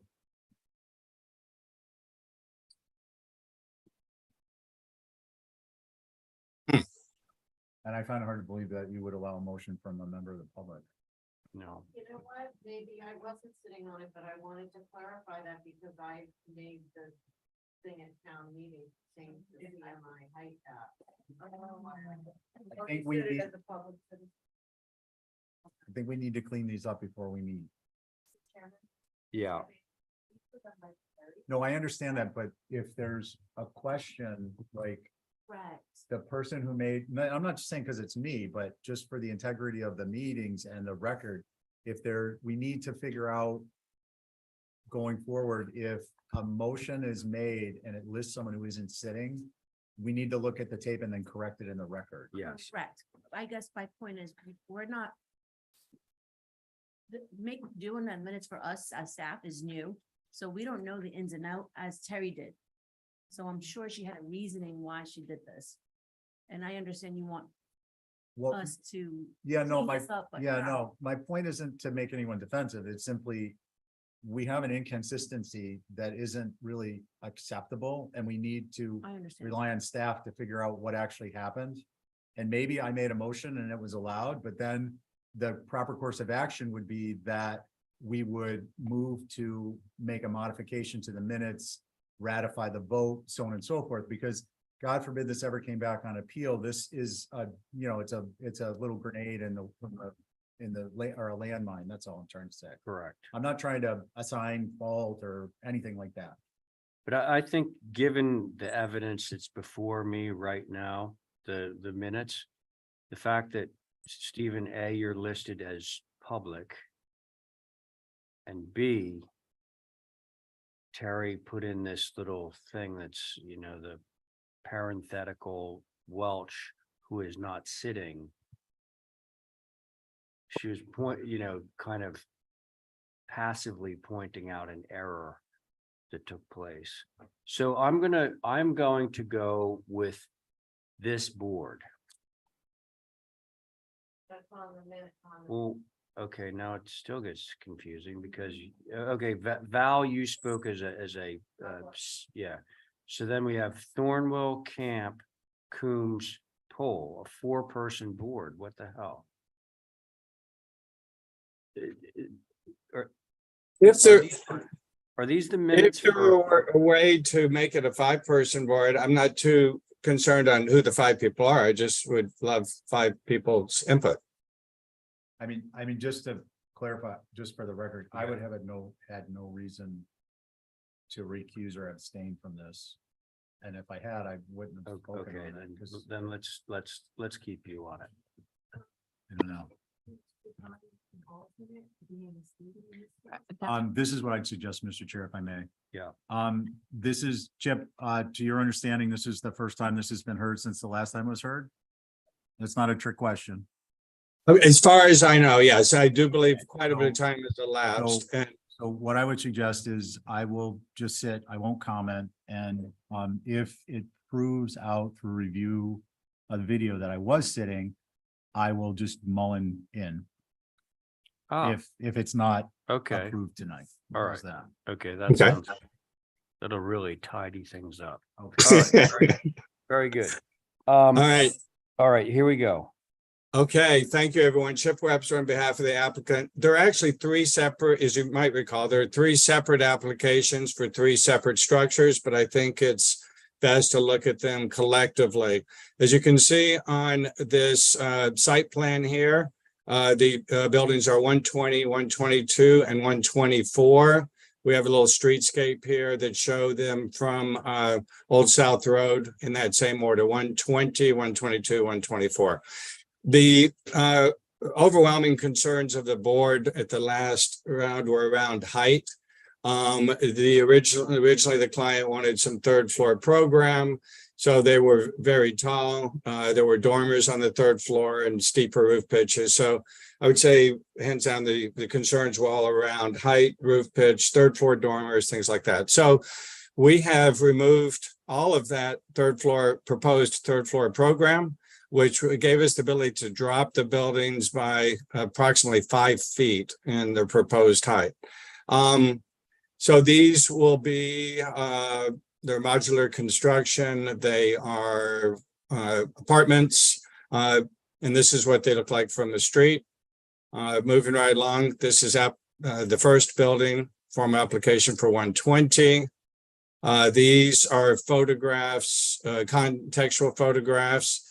The buildings, I'm sure everyone's familiar with the property. These buildings here are on the back side of the property. Those are all right at 30 feet. The buildings adjacent to this proposed site are a little bit lower. They range from approximately 27.5 to 28 feet. Moving right along, floor plans, elevation. So the proposed height, new proposed height is 2710, so under 28 feet. And this is the building that we're looking at first. We'll call it building A. And the opposite elevation, this is facing into the parking lot. And then we have the other or there, hold on a second. Well, the other elevations, I'm sorry, they're on the same sheets, that's fine. So again, building A from the parking lot side, the Old South Road side, the side of the building, the parking lot side, and the other side of the building. The proposed colors are gray with the trim, and I believe this building is proposed as one of them is proposed as evergreen. I mean the dark green sash, and one of the other buildings is proposed as red sash. Thank you very much. I turn over the board for Trim, the trim is gray, you said, right? Let me just double check that. I'm quite sure that let's see. Oh, natural to weather. So trim, everything is natural to weather. Sash are proposed at Essex green. Mhm. Okay. Okay. Thank you. All right, so folks, we're officially on building A now. Holly, you have anything on this? I don't really have detailed comments other than that. I think this is heading in the right direction. Oh, okay, thank you. All right, board members. Does anybody want me to clarify who the board is? Or do you all got, you all got it? Okay, all right, just making sure, I'll go. You're not on it. I'm not just kidding. So, I think whenever this was, that we talked about it first, I'm concerned about the congestion of these three buildings together. The architecture, I think, is similar to the neighboring architectures. But the proximity of one to the other, it's too tight. I can't think of anything around this area where they are this close together. So if we could gain a couple of feet between these buildings, I think I would be okay with the proposed. Thank you. Okay. Abby, thank you very much. Thanks, Karen. I appreciate the scaling down of everything. I think taking away the third floor space helps immensely. This does feel reminiscent of what's just behind it across the parking lot to the north. Sorry, Carrie, could you turn up your mic? I'm sorry, I can't hear you. Sorry. Really good. I just said I appreciate the scaling down of this and taking the third floor away. I said it's reminiscent of the buildings across the parking lot. Which I think the one thing that is here that's a little bit monotonous is that there are so many gables, it's all doing the same thing, and I would love to see a little more variation. I agree with Abby, though, it's pretty close. I wonder how the middle roof section with such a low slope between gables is going to appear on Old South Road. That's the one detail that I think is a little unusual on a second floor. When you have the two gables and then this huge low sloping roof up to the ridge. Yeah. That's it for now. Thanks. Okay, I'll go if you like. Diane, go ahead. The, what's the distance between each building from the next one? As proposed, the distance is around 6 feet between buildings. Well, I think it should be 10 feet between the buildings. And I think that building B and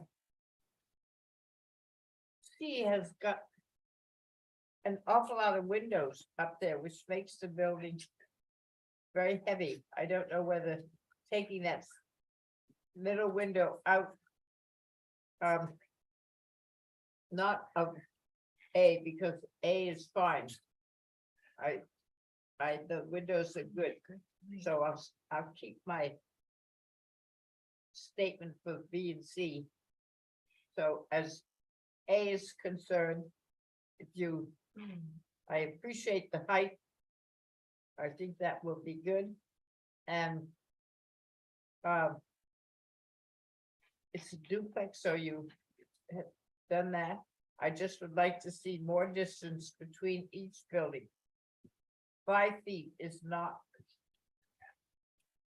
enough to push a lawnmower up between the buildings. I think you really got to get a little bit more space in between. So, but other than that, A is okay with me. Okay, Diane, thank you. Stephen, I believe it's to you, so. I'm gonna hold on this one, just mulling in. Right? So you no comments at this time? Can we just flip to the elevation that's adjacent to building B? So what would that one be, Chip? East, I think. So Chip, I just wanna be sure you're thinking of your fire separation requirements. Well, I was gonna get to that, boy. Because Go. under a certain amount of feet, no opening, so on and so forth. We're not gonna get into the details, but. Well, thank you. And along that lines, that was the one thing that I noticed is if you look at the site plan, there's like a 0 side yard setback on buildings A and C. Right.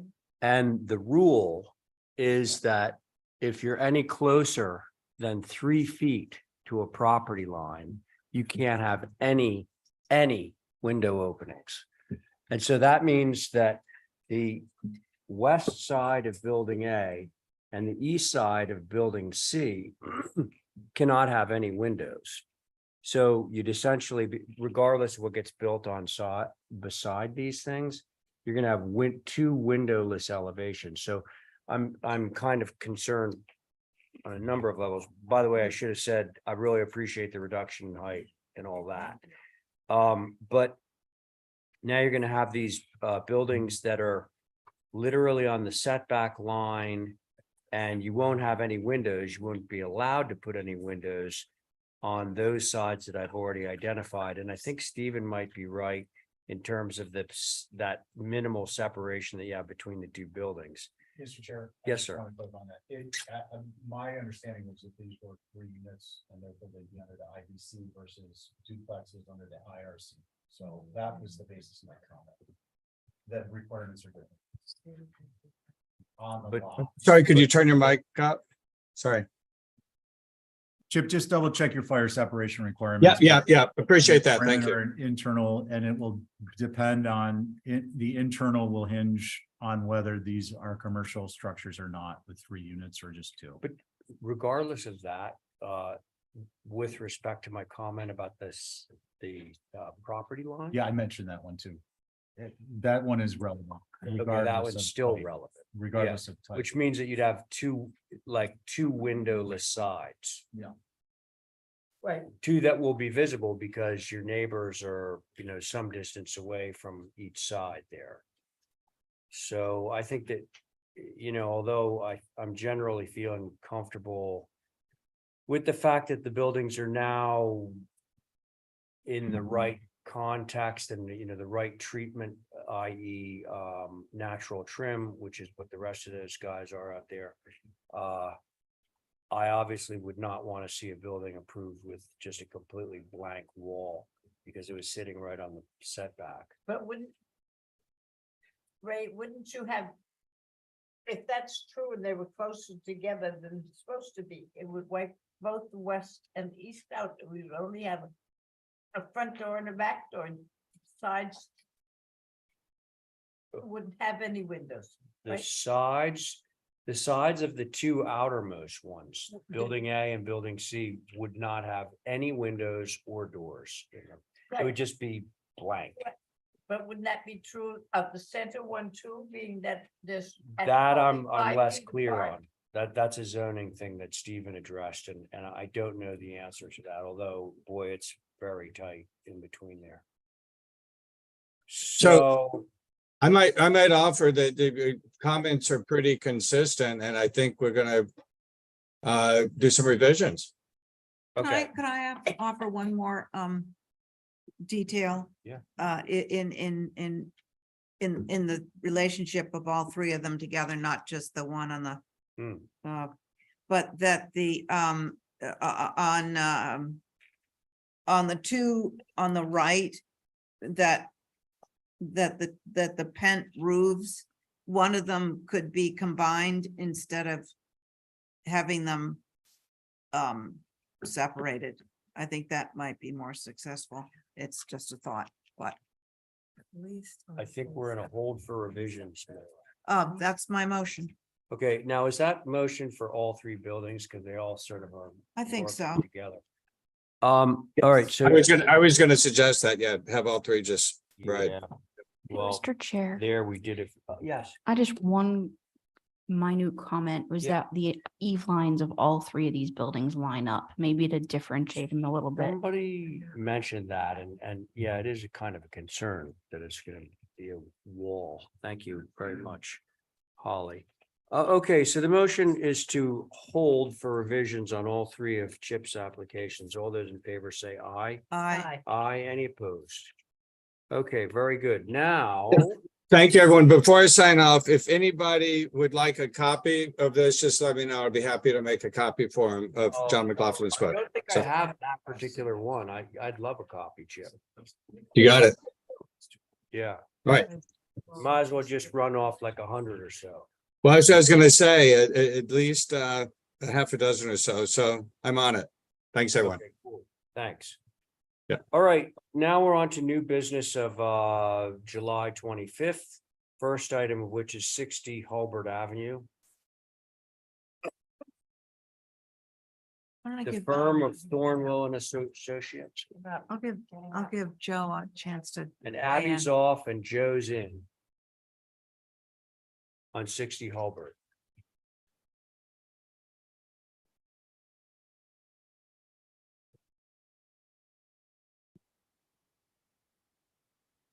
Mhm, mhm, mhm.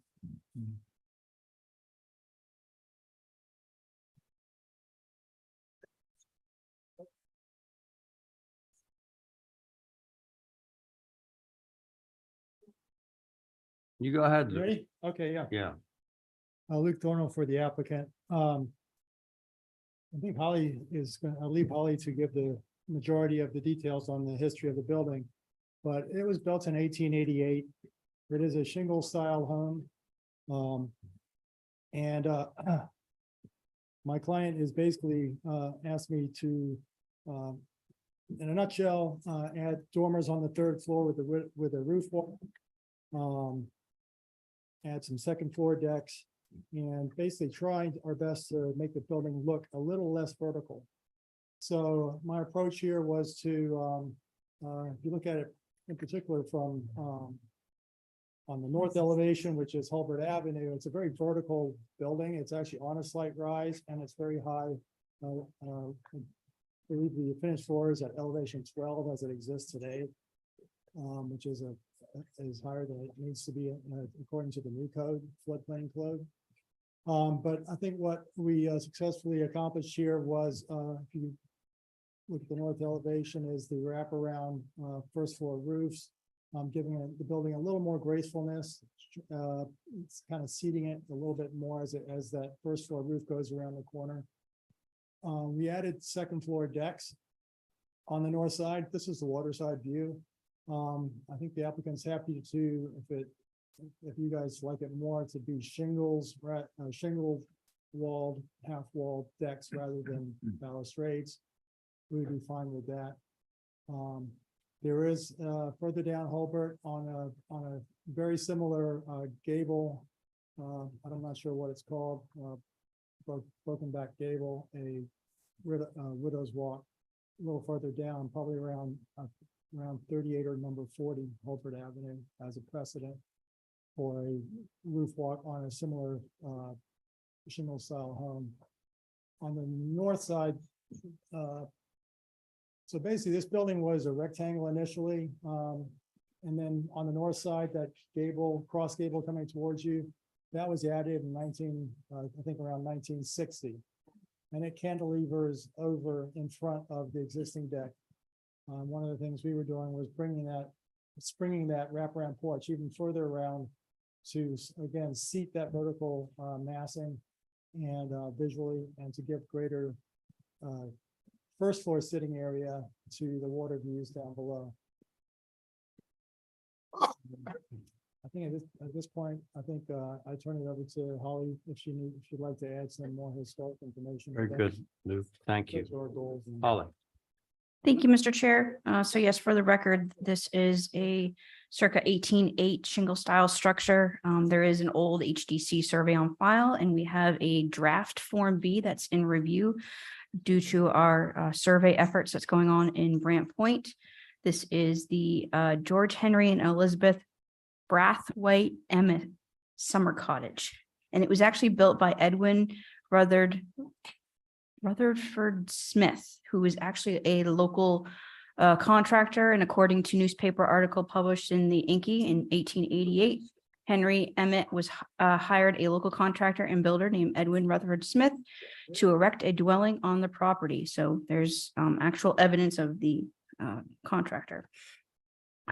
So the application for additions, the last and only addition, as Luke had mentioned, to this contributing structure was the cross gable addition to the main block. And per the draft survey, we dated it between 1949 and 1969. What is proposed will be the first significant addition since its initial construction in that mid-century addition. So it's been predominantly unchanged ever since. The proposed dormer on the roof to introduce a new architectural feature that is also adding on to its verticalness, not appropriate. However, they do seem to fit in with the shingle style architecture, excuse me. The north is what faces the harbor and Hulbert Avenue, the enclosed porch addition, and second floor balconies. I'm not sure if those are appropriate, especially that curved deck.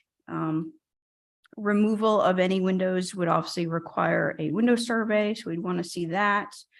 The friendship stairs on the west. Now, understanding that's a very Nantucket vernacular.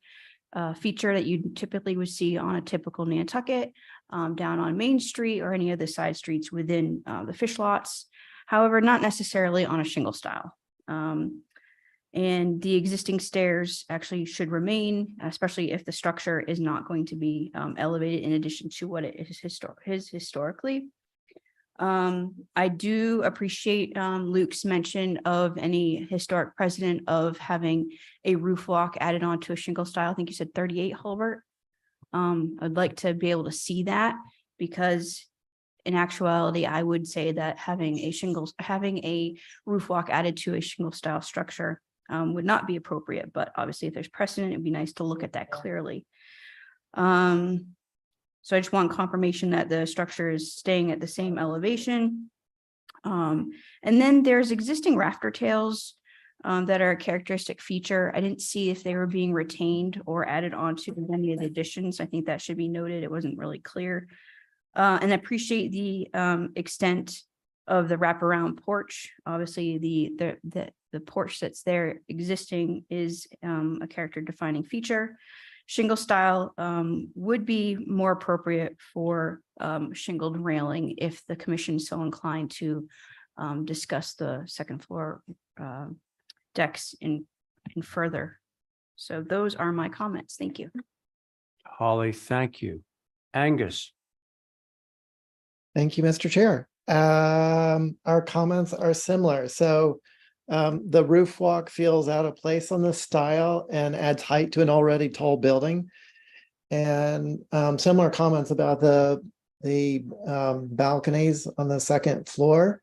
But agree that the shingle rail would be more appropriate than baluster, especially since the lower part, there's a range from the lower part of the deck skirt, up to the balusters dying into the roof, and shingle rail would be more fitting for a shingle style building.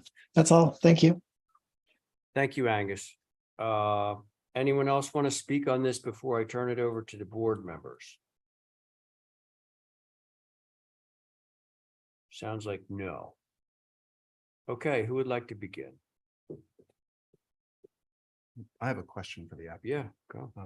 Luke, the railing detail and the column details, you're matching existing, is that right? Okay, and same with we'll call it the skirt that wraps around the base of this. What is that? What's that? Yeah, it's a diagonal trellis type, very, very tight.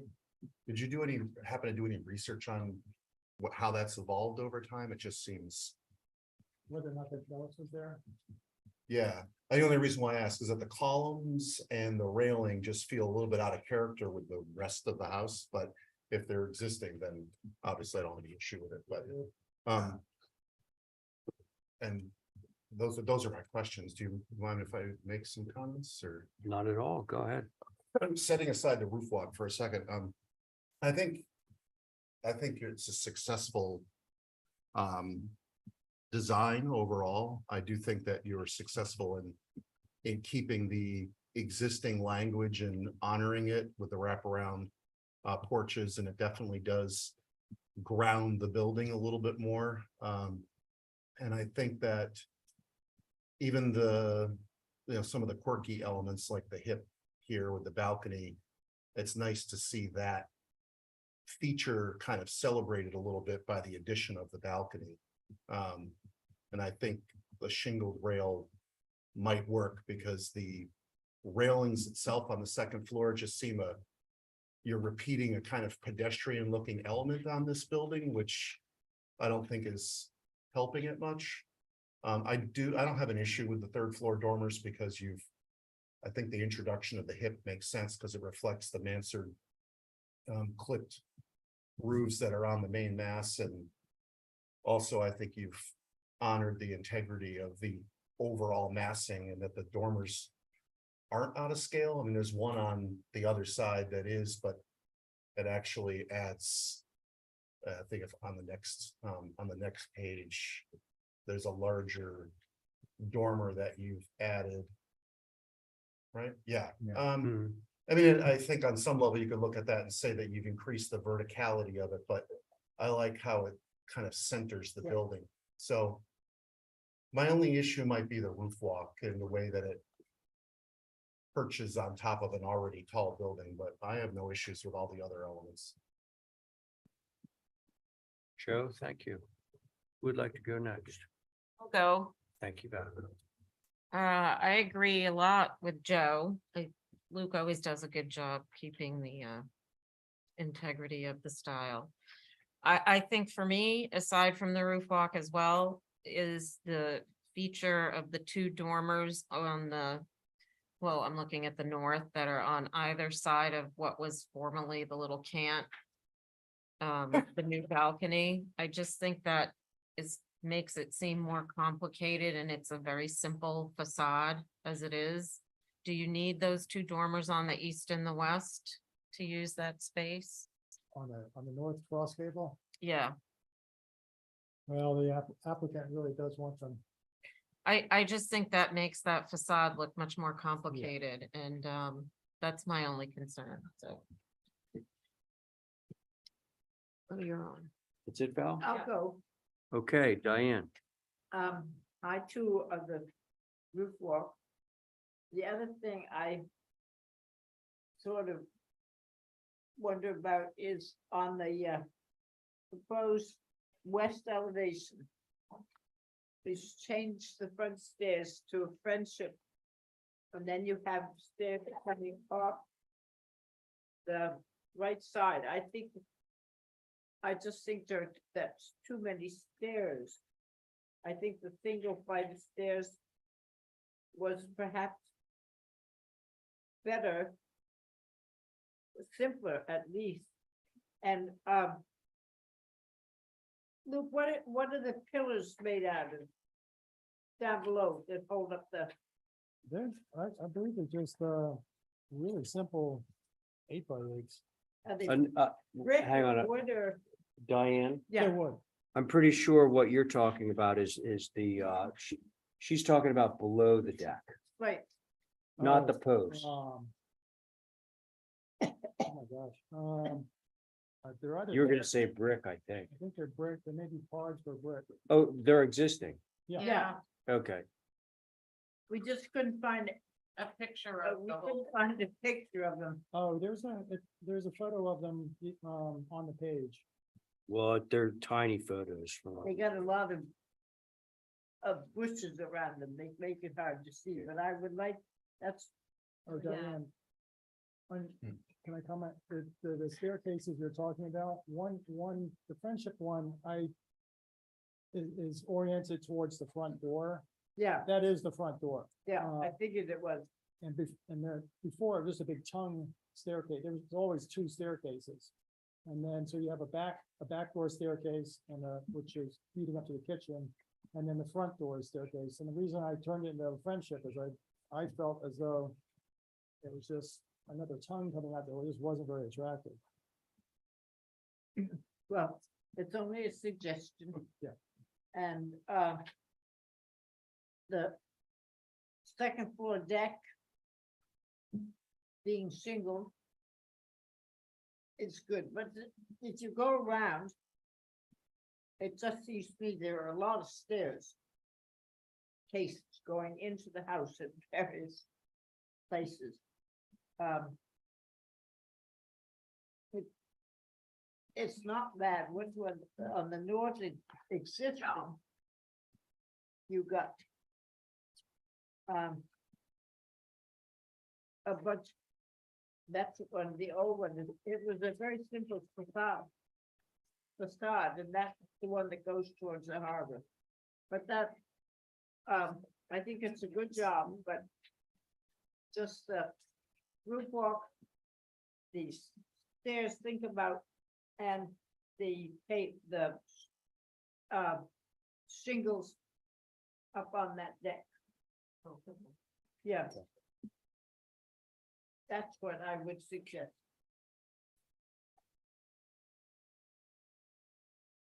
That's it, Diane? Yep. Good. Stephen, it's to you, sir. Thanks, Mr. Chair. Nice job, Luke. Roof walk's gotta take, the roof walk. needs Here we to go. Take a walk. He's John McLaughlin. kind of quoting John McLaughlin. Yeah, what is it? Take a hike. Gotta take Take a a hike. It sounded a little harsh. But you know what I'm saying? He could pull it off. Yeah. That's it. That's it? Yep. Oh, cool. Luke, couple of questions. So I like it. It's a great house. I think these are enhancements. Is the reason why you chose such a shallow roof pitch for the third floor and second floor dormers to try and keep it low? Because the dormer on the third floor, the big one, has a 4 and 12 roof pitch as a hip. Just seems like very flat. What's a minimum pitch? Well, I know it is, but I see, I think that your goal is to try and keep the house feeling less tall, but I just feel like that's going to read from down below. You're almost not going to be able to see the roof because it's so Oh, I see shallow. what you're saying. Yeah. So I personally would be more in favor of going a little bit taller, like a 6 or something. Usually hip roofs are they're more than a 4 and 12. So there's that. Although I appreciate your intent in keeping everything down. I don't love the curved deck, sorry. And I do like the shingled thing that everybody was talking about. The friendship stair, it's so long that by the time the two friends that started out at the bottom get to the top, they won't like each other anymore. So I think that I don't like the tongue, I think you're right about the tongue, but can't we just have it going in one direction rather than two? Heading towards the front of the house rather than the back. That's all I got. I got one more. Yeah, Steven's got one more. I just on those stairs, absence makes the heart grow fonder. True. You see, I thought like if the two friends walked up together, then it would be a bonding They experience might because forget it's so each many other's names steps. by the time they get to Yeah, the top. true. Okay, so what do we want to do with this, folks? It's funny because it's like almost approvable, but like, Call for minor Oh. revisions? sorry. And I don't like the roof walk. Sorry. Yeah, should we hold for some minor revisions? Yeah, that's what I would say. Good. All right, that Thank you. is the motion. All those in favor say aye. Aye. Aye. Thank you, Luke. You got more, 32 Hulbert Avenue. No, 32 Union. That's me. Okay, that's you. Oh, I think this got an endorsement from the experts. Well, I must say something before you Oh, okay. endorse the light blue, which was the original color choice. They've actually, in the meantime, have decided they'd prefer the Main Street yellow, which is also one of the photos I show. That's what I reviewed, Main Street Yellow. Mhm. Okay. Yeah, Did I that was change what was that in the packet. Officially? Okay. Yeah. Okay, so I think everybody knows this application. Holly, what do you think? Thank you, Mr. Chair. So this is the William Coffin 2 house. It was built sometime after the Revolution, circa 1786, and it's a gambrel roof, 2.5-story, 5-bay center ridge chimney with a center entry. And there are HDC survey on file from the 89 effort, says it's individually significant. So this is to go from the existing gray to Main Street yellow. The current color of the clapboard is appropriate for this historic structure built right after the Revolutionary War. I know the chair always says that color can always be changed if it's not appropriate after it's been done. But to know what is historically appropriate for this 18th century individually significant structure would be more appropriate.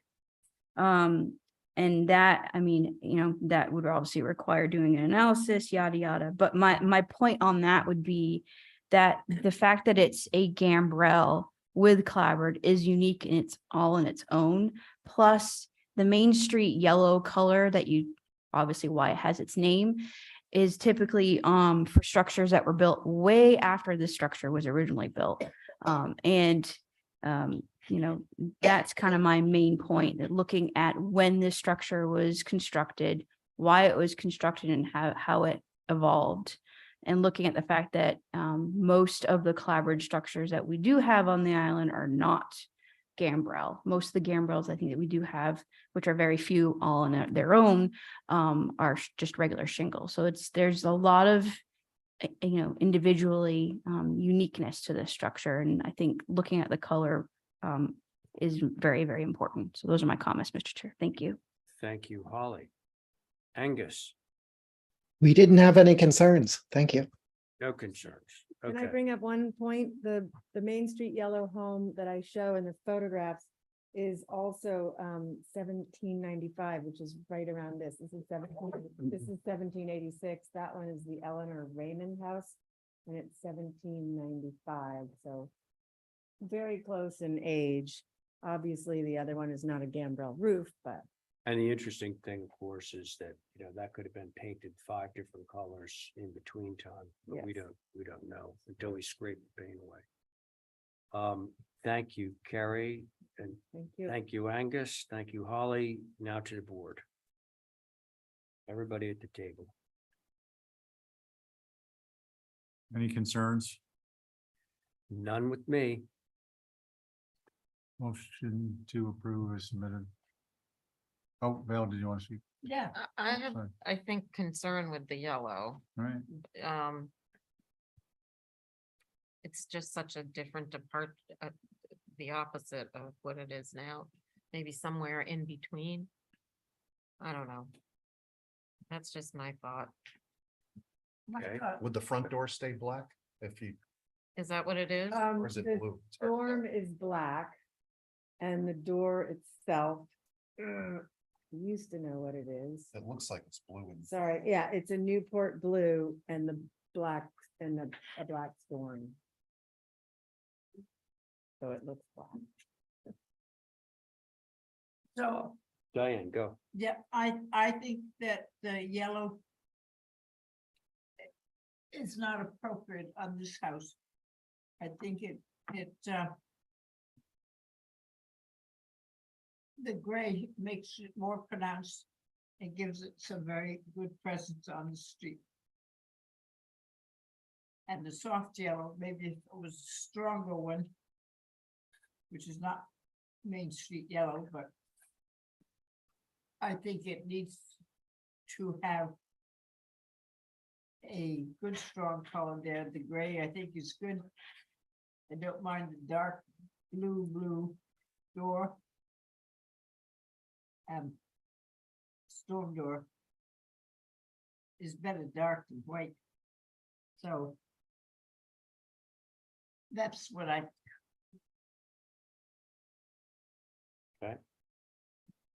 Thank you, Diane. Joseph? Well, I definitely like the gray with the blue and the black, and especially it showcases the trim and the fence in front of it, and maybe it's the photograph here on my iPad, but it looks really great in gray. That said, I think your precedent image kind of proves to me that the yellow is appropriate if it was done in the same era, and we don't know how many different colors this house was painted previously. So while I have a personal preference for the gray, if you were moving in that direction, it would be great. But I think that the yellow works, just not with a blue door. I think the door should be black if it's gonna, just like your precedent image. So I would support the change to yellow, even though I think it looks better as gray with a black door. Okay, Joe. Actually, I'm with Joe on this. I think the yellow is appropriate, not with a blue door, but with a black door.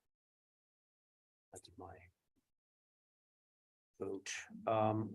What should we do with this? Make a motion. Yeah, motion to approve subject to the door, front door being black. For staff. Good on that?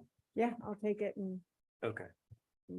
Okay, all those in favor of Stephen's motion, say aye. Aye. Aye. Any opposed? Oh, so that motion, carried. Okay. Very good. Now we're to 6 Chester Street, That's me too. the pergola. Yep. we renovated this house, I don't know how long ago, quite a while ago. And we brought back the porch on the side. And now they would like to do a pergola on the rear. And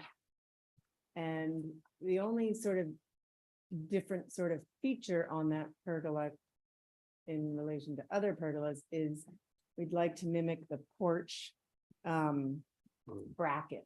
And there's just one. If you could pull up the drawings, Ezzy. There it is. So you're looking at the rear elevation of the house right now. The bubble is the pergola with the bracket. On the right is the existing historic, well, rebuilt historic porch with that bracket. If you wanna go to the photos. I don't know if I have any photos of the rear or not.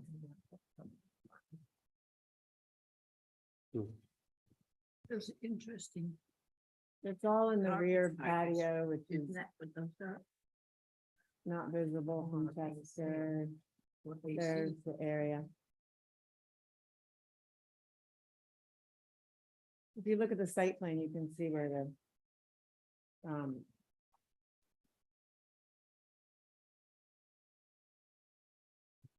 it should be the first thing on the application.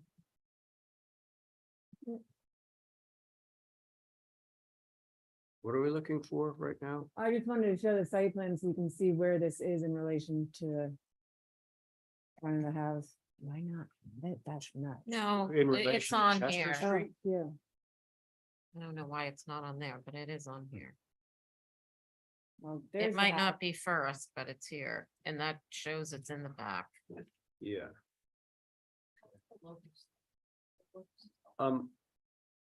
Have you finished? Yeah. It's actually Okay. page Holly. 14. Thank you, Mr. Chair. So this is a contributing structure, a circa 1780 typical Nantucket in the OHD. This is for a new pergola, 13.5 feet by 16 feet. Although this pergola seems it will not be seen as it's tucked away between the main block and the second story rear L, it will be seen off of Center Street between 8 Chester and 61 Center. I pulled up the Google Street View and you can see it, or you can see where it would be. I appreciate that the style mimics the existing wraparound porch that was historically redone based on, I would assume, the 1890 NHA photo, which is awesome. So good work on that. However, that is white with a white trimmed house.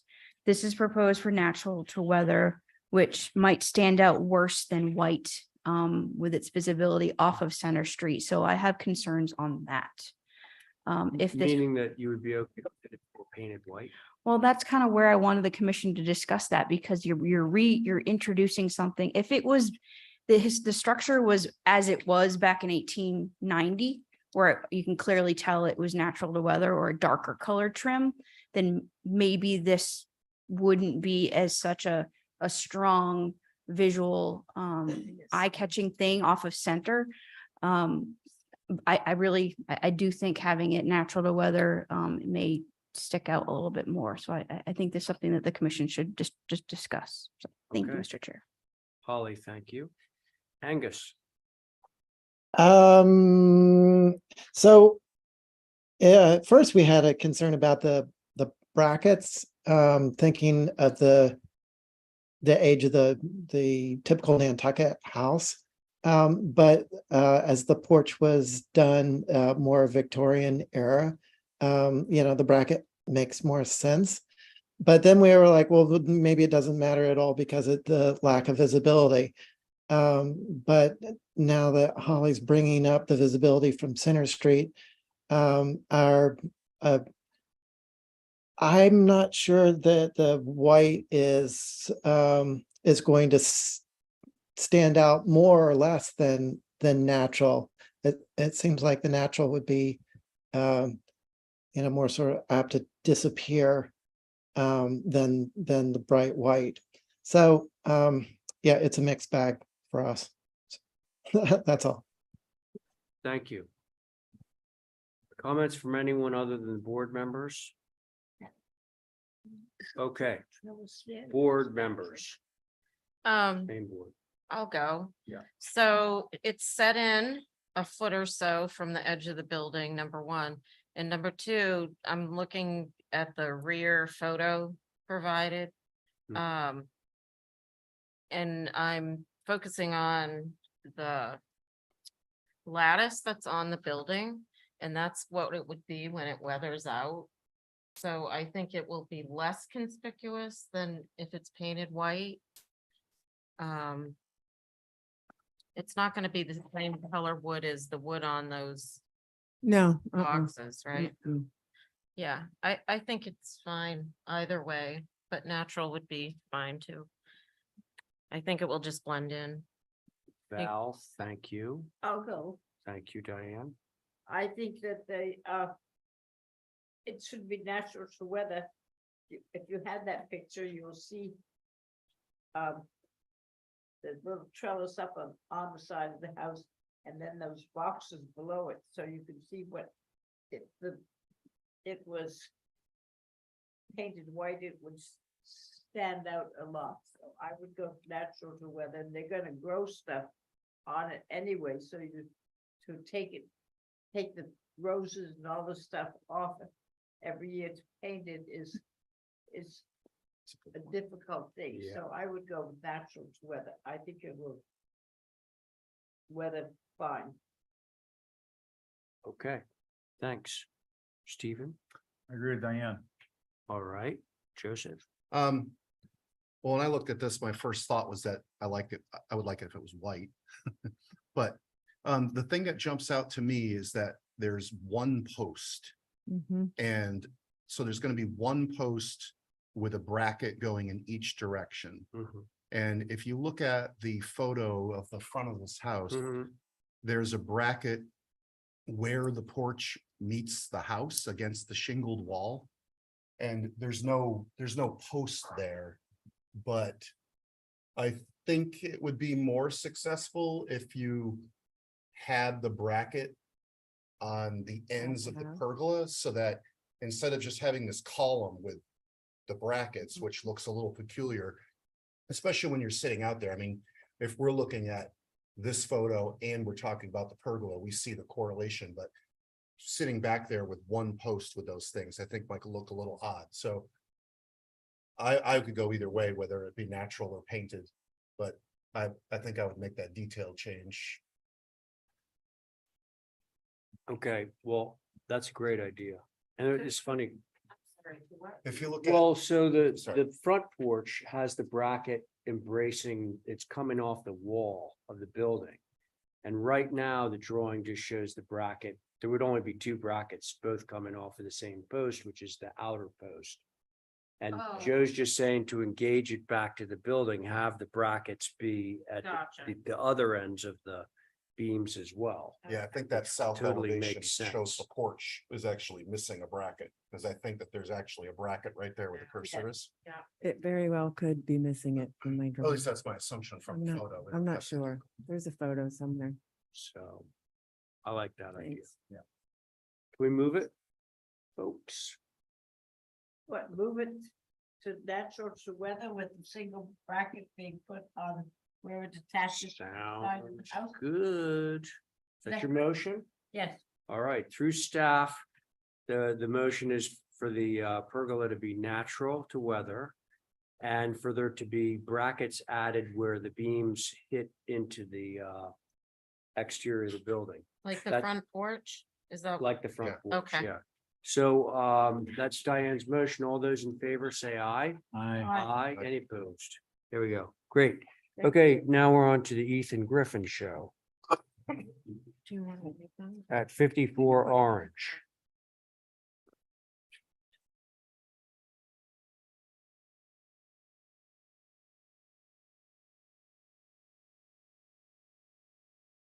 Okay, so this is, we're previously here to replace the decks in the rear, the garage doors and some other kind of maintenance elements for this house. This current application is to address, the two existing faux windows that are aligned with the chimney mast, In this photo, you can see them on the left-hand side of the elevation. Go to the next photo, they'll be on the right-hand side. Yep, right there. You'll see, so they look like they're closed shutters, but they're windows. You'll see them a little bit more clearly in the elevation in terms of how the alignment is with the current chimney mats.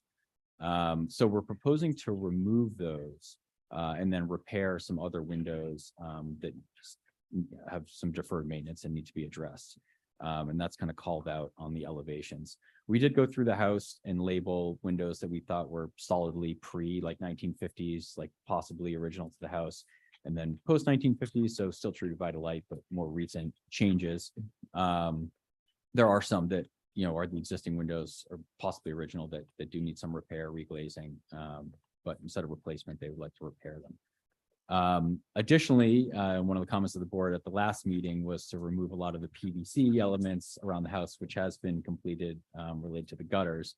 What's not included in this application and just came up that the owners would like to address is actually proposing removing most of the existing shutters that are on the house. The existing shutters on the house, incidentally, are also PVC.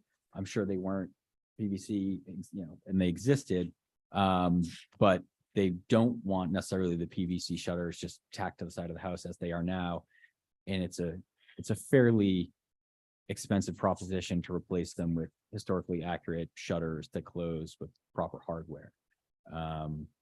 So if the board be interested in discussing that or wants us to come back with an application that really kind of spells that out, I did just want to put that out there so it doesn't seem like we're asking to remove these fake windows and then following up immediately with an application to remove the shutters. Let's take it to the mic. Oh, I'm sorry. Should I recap any of that or? I heard what you were saying. So yeah, I guess in summary, this application is to remove the existing faux windows and replace with clapboard and then repair some of the windows that require it. The owners are also interested in applying for removal of the existing shutters, which are PVC. Of course, they assuredly were not when this house was originally built. And we did find examples of, for instance, the house next to it, 56, which originally in 1910 did have shutters on it, had dark trim, is now white trim with no shutters. So there is some precedent in the area for the removal of the shutters. Obviously, it's fairly iconic for this particular house. So. Okay, Ethan, thank you. Holly. Thank you, Mr. Chair. So for the record, this circa 1835 Greek revival is listed as individually significant on the HDC 1989 survey. It was built for Edward Field, who I believe was a merchant on the island. So removing first the faux window casings and shutters, I would be remiss if I supported. It's not appropriate, as it removes a rhythm of the bays. Whether or not the shutters on the entire structure are, you know, obviously has been replaced. I would not be support of a removal of these character defining features. Also, based on the interior photo, which thank you for providing, which also was available in the MPT and PINS interior study that they did, which is available on our town's website. There have never, as far as I could tell, if you look at the Greek revival trim around the windows and all the door openings interior wise, it doesn't look like that there was ever a window in that location. So it leads me to believe that this location, without obviously doing so many forensic evidence, it is original to the structure. Especially where the end chimney is. And although noted by Ethan's plans, he didn't indicate when these windows were replaced. I would say any window replacement really should have a window survey, so we're clear on that, both interior and exterior photos. But there also seems to be, based on NHA photo from the 1900s, on the other elevation, that there were a faux window with just shutters as well. I could be wrong, but I believe that this structure had those built intentionally. I have no concerns on the proposed repair and replace of the other windows, but removing that whole bay of faux windows is just, it takes away a rhythm of this individually significant structure. So those are my comments, Mr. Chair. Thank you. Thank you, Holly. Carrie, are you sitting on this one? I don't know, am I? Yeah, why don't you? I agree with Holly. I think Well, they. up. Oh. You don't want- Oh, no, I was just asking if you were sitting. Oh, I thought you wanted me to stop. Because I'd like to hear from Angus. Is Angus? Are you ready? Yeah. Yeah. So we believe that these are original. Just the logic that a window wouldn't be later added behind the fireplace. And that the blind windows are just, as Holly says, part of the rhythm of the design and not leaving a void in that area. And so, we would prefer that they remain. And the new development about the shutters, that seems like a character defining element of the structure and should remain as well. That's all, thanks. Thank you very much, Angus. Okay. Carrie, it's your turn. I don't have anything to add. I agree with the others. The others meaning Holly. Holly and Angus, yes, indeed. Okay. All right, very good. Stephen, anything? I agree with the others, but with a completely different outcome. If you look at these two elevations, the pattern is actually interrupted by these windows with shutters closed. But if you're just looking at the rhythm on the lower elevation, which is as proposed, you have windows with shutters.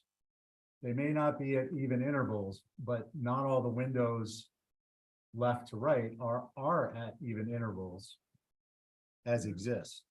And then if you look at what exists, what's really interrupting the pattern recognition is you have 2, 4, 6, 8, 10 elements on between the second and third, what appears to be the second and third floor. They're all the same. And then you have 2 elements which are completely different. And to me, that's more of an intrusive in terms of a pattern. So I agree that a pattern is beneficial, but I come to a different conclusion. Interesting. Thank you. Diane? I do not think they should be removed. I don't know when the shutters got so narrow. I don't know when they were replaced. I've seen them for years and you sort of just get used to them. I don't think that they were all that narrow originally to me, but anyway, I feel that the building there is important enough to remain as it is. Okay. Diane, thank you. Val? I have nothing to add. I'd like to see the shutters remain, and is the removal of the shutter on the northwest side also included in removing a fake window? It's just the one that's on sorry, what elevation is that? That's the other side from. No, we're not proposing to change that one that's on the Okay. opposite side. So, And there is a window there. Okay. It's just the shutters are always closed. I think they put a bathroom in at some point, Oh. but even the historic photos we've found, that one always is closed. We weren't able to find any of this elevation. The one we did find is in Nantucket, building of Nantucket Mind, and it's actually reversed. The image is reversed. So we thought we were looking at it up the street, but it's not. I'm indifferent about removing the fake ones. I think it looks good either way. But the shutters, I think, should remain on the windows. Shutters should remain. Okay. So this reminds me a lot of, I went to school in Providence, and Providence, the east side of Providence is loaded with houses just like this. And a lot of those houses, most of those houses have been transformed in some way or another. A lot of them are cut up, to create rooming houses and stuff. So you get a lot of these like fake windows. And what they do there is they don't run the shutters inside. They just they keep the window casing and they run the clapboard across. And so you have the image of where the window used to be and sort of the imprint of where the window used to be, but it's clapboard. And so now there's a wall intersecting on the inside. And that always really fascinated me. So I'm gonna ask you, were you in favor of, or were you proposing to remove those windows because you didn't like the shutters, the way they looked in the aperture? That's a good question. I am not exactly sure what the desire of the owner was to remove them, other than they thought it looked silly since they don't exist and it doesn't make sense with the chimney there. And they're doing all this work to the house. I mean, they're repainting the whole facade and everything. Yeah. Why pay all this money to sort of redo all the trim and everything around these windows that there's no window there? Well, okay, so I think I was trying to gather the number of people that want to keep the shutters on the board, and it sounds like maybe there's a majority of people that want to keep the shutters.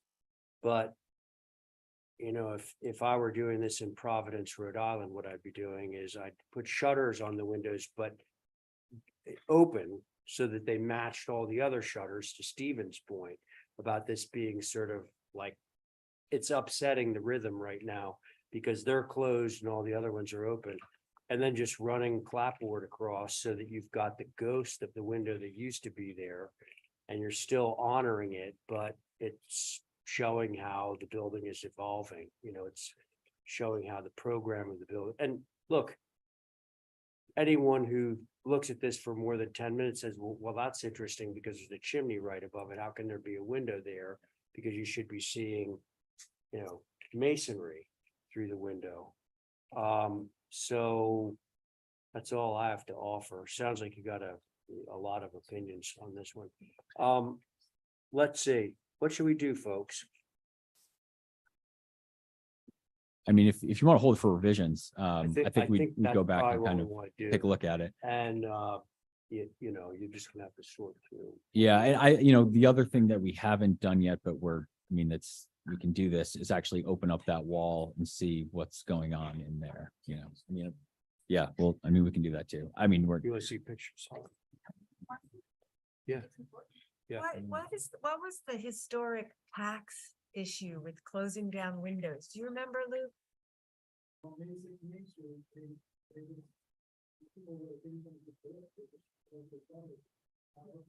But I think there was a tax implication way back when, like the less windows you had, the less taxes you were paying. It's something really bizarre, but Maybe it was like an energy thing. something, yeah. Yeah. Just sort of Anyway, fascinating. should we move for some revisions on this? For some revisions and further information, it would be fun to know what they found. Sure would. Okay. By the way, that house up on Sherburne Way, the Victorian one that they're now doing an addition onto. If you look at that one, you look at the third floor window, the chimney's like running right in front. Oh, right on. Yeah. It's Yeah, right that's- there. But that's what So makes it anyway, all those in favor of Diane's motion to hold for some revisions and further information, please say aye. Aye. Hi. Opposed. Okay, Thank you. thanks. All right, what's this say? 1R Old North Wharf, is that right, Matthew? 1R, Like that's. That's. Then it's a bit like that, because it's yeah. We let them do one. Try not to make them do any more than one. That's do. That's not a good song. Wow. in your mind. Okay, so are you back in? Joe, where were you on that? Back in? Well, I'm gonna stop off for a little On while. that? All right, so Matthew, 1R, Okay, regular board. excellent. Thank you, Mr. Chair. So this is essentially some fenestration and some door changes to this existing structure. I don't know if you're all familiar with it. The building's from roughly around 1920. I'm sure Holly will have more detail, but basically what we're looking to do, probably the most significant revision is on the west elevation. And so currently there is a door and a window and then this pergola, hip pergola. And so what we're looking to do is actually add a complementing window, change the center door on the west elevation. And then in lieu of the hipped pergolas to do a pent roof with some trellis work on top of it. So it's a more permanent solution. On the north elevation, we're proposing to replace the door, keeping the same style with the exception of making it a Dutch door and then adding a 2-panel Dutch door on the north elevation as well. And then finally on the south elevation, we're proposing to add a window that's not there. So that is the extent of the revisions, Mr. Chair. Thank you. Okay, thank you. Holly. Thank you, Mr. Chair. So there is an HTC survey on file, didn't have a date, but it is contributing. NHL data indicated 1920s on Old North Wharf. And the history that was compiled, put into the packet, which I believe was done a long time ago by somebody looking at a lot of NHA's records and plan and plat books at the Registry of Deeds. I believe that this structure could possibly have been a boathouse during the turn of the century, of the last century, I should say.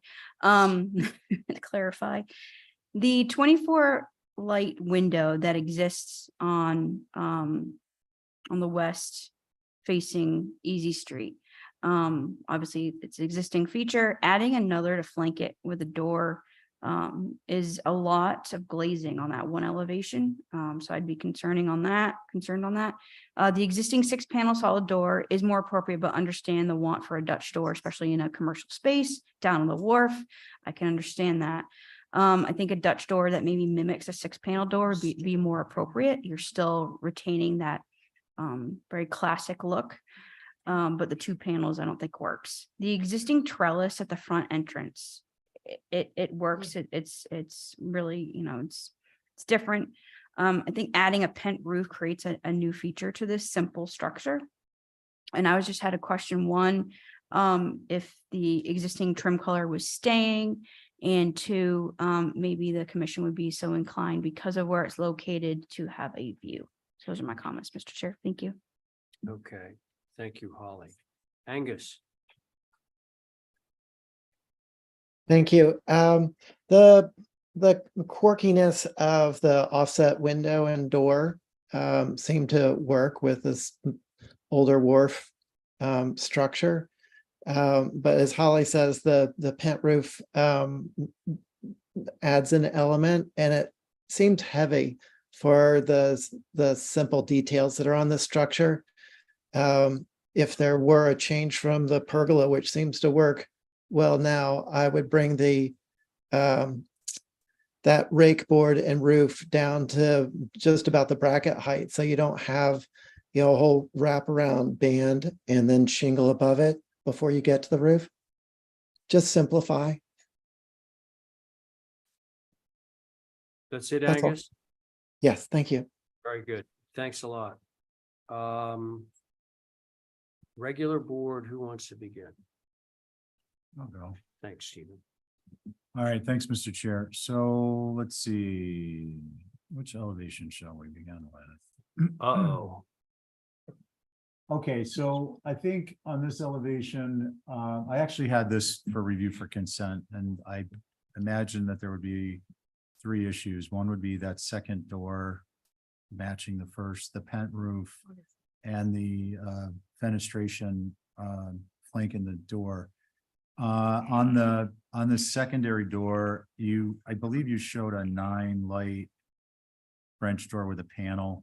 I think that this would be appropriate to not have the same style door and on the secondary door, and I think it would be appropriate for it to be a 9 light with a panel at the base. Yeah, which is on the next elevation. Before we go to the next elevation, simplifying that not adverse to the pent roof, I believe it should be a 412. I believe you showed lattice on it, which would be reminiscent of the pergola. The header should be buried in, basically your rafter tail should die in to a beam. And you could simplify that so you'd only have one fascia. It would make that whole system less bulky and more in keeping with the simplicity of the structure. On the next elevation, I think it is a little much to have the flanking windows. It's a small space. If the gable dormer or if the double hungs weren't in the gable, I would, interestingly enough, to my own mind, feel differently. But as it is, I think the flankers are too much. One, maybe just one of them. Next elevation, 15 light doors. I get that they're different than the others, but I don't have a concern with that. And the next elevation, wow, simple, really great. That's it. Thanks, Mr. Chair. Thank you, Stephen. Abby. I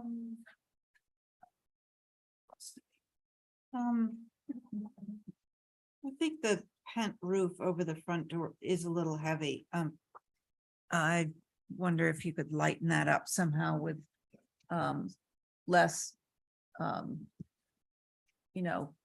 wood members or whatever they're called, posts, and there must be a way to do that and still have a trellis. I shouldn't be asking what the purpose of this is, but it does. So, yeah, I kind of like the quirkiness of just having the one picture window. If I could, Mr. Yeah. Chair, just answer the question. So it's a retail space. Right. And Okay. so the fact that Okay, that's the intent. So yeah. I don't mind the second one. Where is the Dutch door proposed? it's on the side on the Okay, one of those two north doors. elevation. And we're happy Okay. to change that to a Yeah. 15 light. And No, I think it's nicely sensitively done. So not a lot to say. Okay, thank you, Abby. Diane? Well, I'm like Johnny, I'm older and used to seeing what I see. I think it's a very small commercial space, and I think the single window and the door and the little trellis over it is keeping with the size of the building, because that's what you got when you drive down Easy Street and turn into North Wharf. It adds to the beginning of North Wharf with its very sweet construction and charm. So I would go with the single window and the sides. I don't mind the door, Dutch door, and the other thing proposed. I just think that front should have the single window and the door that goes with it, and the other doors that are proposed would be fine. That's it. Okay, thank you, Val.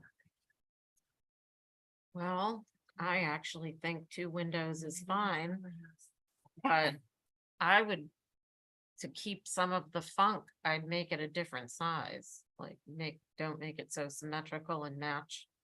Mhm. So maybe make that second window a little bit smaller so there's more wall plane. And I agree about the thing over the door having to be a little more diminutive, and that's it.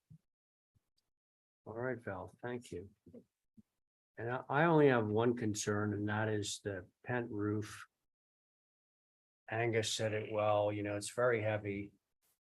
Stephen noted that it's a 3 and 12. I think that your goal for me would be accomplished if you held the top where it intersected the building and dropped it to a 4 and 12, and that would just drop the whole eve and wouldn't have as much buildup on that front face. That's the only issue that I have at all with this. I have one other comment. if I Go may. ahead, Stephen. I would not be adverse to the flanking windows if they were large, double hung. I think that that adds a character defining element that would not be out of place for older structures. So that was it. Okay. I think we can, if I could, Mr. Chair, just hold for revisions. Yeah. So I it can make sounds some of these like changes. you got enough little things going on, nothing major, but I think. To make a motion for light revisions. Yeah, so Diane's motion is for some minor revisions. All those in favor say aye. Aye. Any opposed?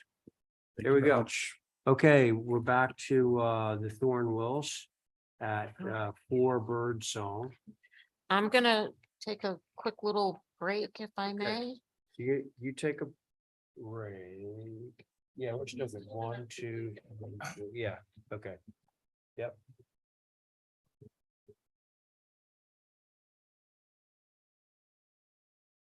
Well, Bird Song.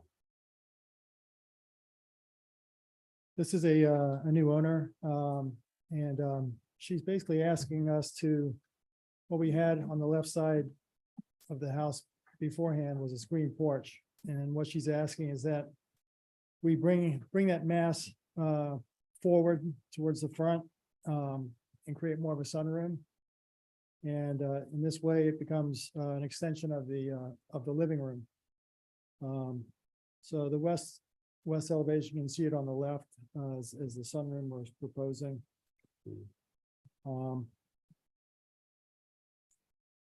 And see it on the east as well. We have changed some of the doors to 12 light doors with a panel at the base, which I know is a preferred option. And then on the north elevation, you can see how basically, I guess most clearly, how the screen porch massing simply shifts over to the main mass.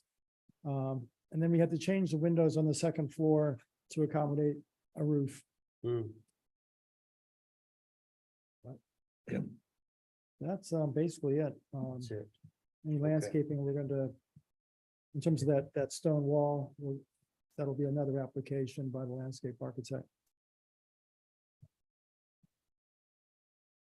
Luke, could you say that again, the landscaping? Right here.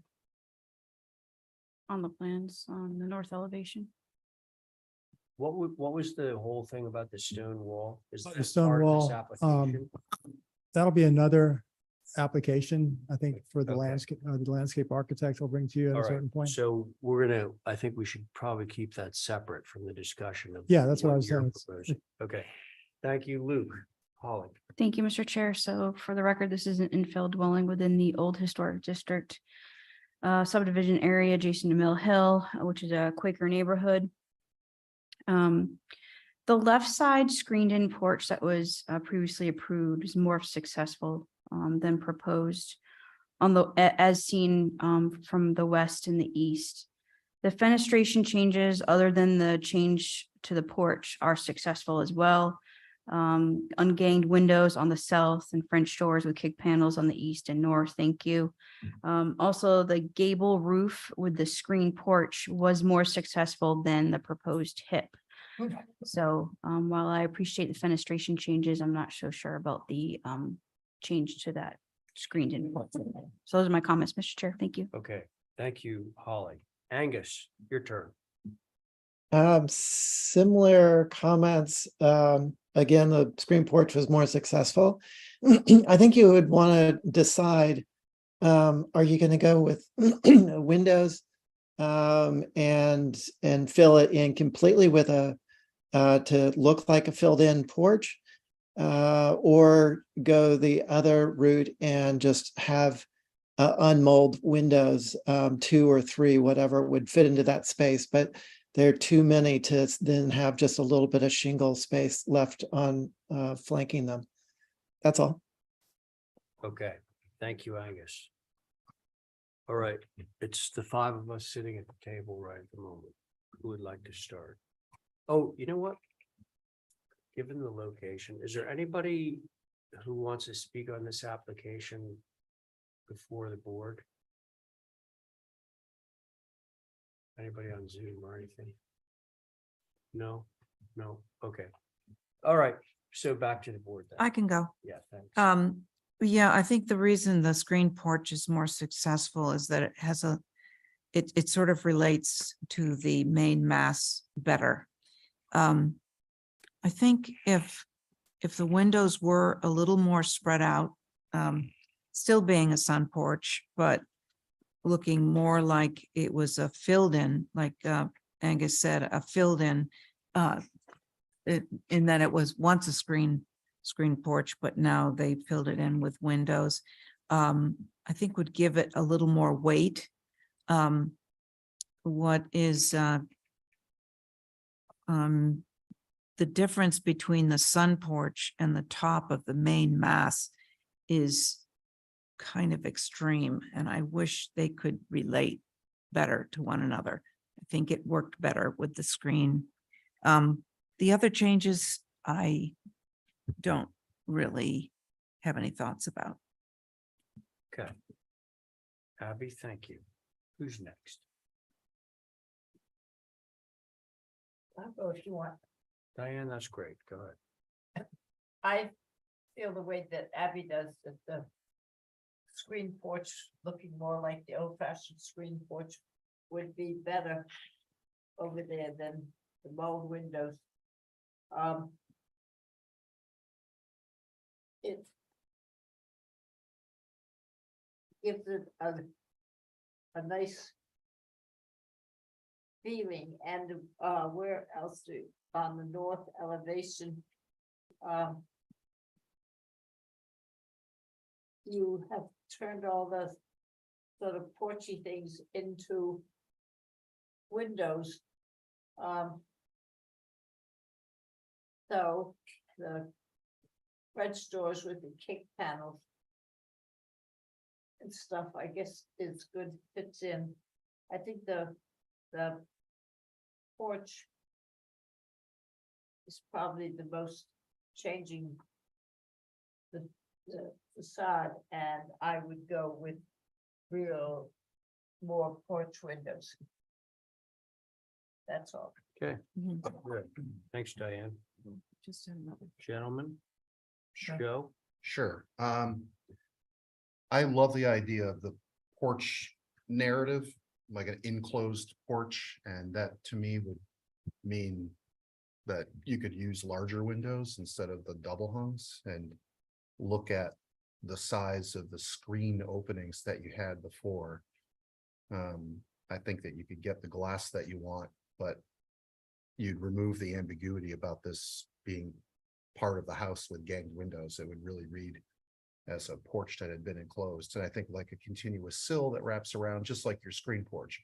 The only thing that concerns me if you follow that path is that it feels like it might extend out a little bit too far, like the proportions of the previous porch feel really balanced relative to the main mass of the house.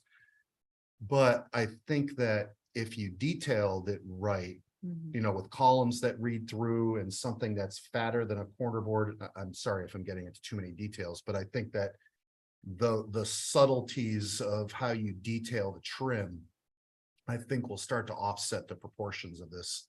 And the only other thing that comes up is whether or not a hip roof versus a gable. And I do think that if you follow the porch narrative, that eave might drop so that the theoretical beam is the head casing, and you might actually be able to get a steeper pitch gable on this as viewed from, I mean, it's not a very visible side, I guess, the hip roof side, what the elevation's that, the north side. And this is all far back from the road too, it looks like. And there are other hip elements on it, but my gut feeling is that the gable is more in keeping. Those are my comments. Okay, Joe, thank you. Stephen? Thanks, Mr. Chair. Can we zoom in on the upper left west elevation? existing or previously approved. Yeah, so I just follow on to Joe. I agree with Joe. Joe's comments, actually, his prior three. So he's got the hat trick in my book this evening. So I agree with his comments. I just want to put a little finer point on in terms of the detailing. I think, basically you're looking at adding another section of screen, but converting it to window. And then I think that part of what could be successful in this is not to shingle below and have that be some type of a panelized effect.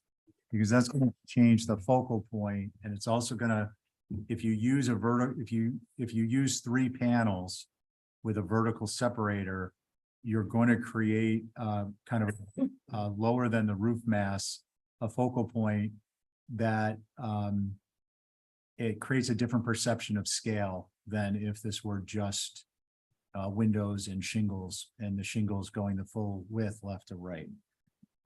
The other elevations I'm much less concerned about due to visibility. Those are my comments. Thanks, Mr. Chair. Great, thank you, Stephen. I pretty much agree with all those conceptual ideas that were floated regarding this porch or sunroom of yours being a converted screen porch. Can I say something? No, Could I add well, something? let's hear from you. Well, my intention wasn't to say it was converted screen porch. I was just pointing out that we were using similar mass, that mass which is currently approved as a screen porch. We were relocated. Can we just, So what my hope was that you would, instead of this, regarding this as a infill screen porch, which it really can't be because I have a fireplace actually on that wall as well that faces, first of all, the rear. you really can't you see have a from it. gas fireplace. The low road looking up, you can barely see, but there is, the blank on the north elevation, that's a fireplace wall. My hope would be that you'd regard this simply as similar massing to take the place of the screen porch I had approved before. And in keeping in mind that this new client had hoped to expand her living room, this was simply an additive mass that we're bringing forward. To Okay, Joe so Luke, Paul's I'm point- hearing what you're saying. Joe's Paul point, Yeah, I could certainly change that to a gable, I believe, by even as an additive mass, dropping that eave slightly. so I think particularly when viewed from the west, the front of the house, it's kind of in between. You've got 4 windows, 4 ganged windows, but then you have this sort of 18 inches of wall space on either side. It's almost a filled in screen porch, but it's not quite. I think if you were to go the other route, again, I probably shouldn't be speaking for the board, but then it would need to be, need to feel more like just a plain old addition. Like 2 Yeah, windows. that's, know what that's I mean? really what. I mean, what if we just went with, let's say either two double gang windows separated by 18 inches, 12 inches, and then changed it to a gable roof. That, that simplifies it. Would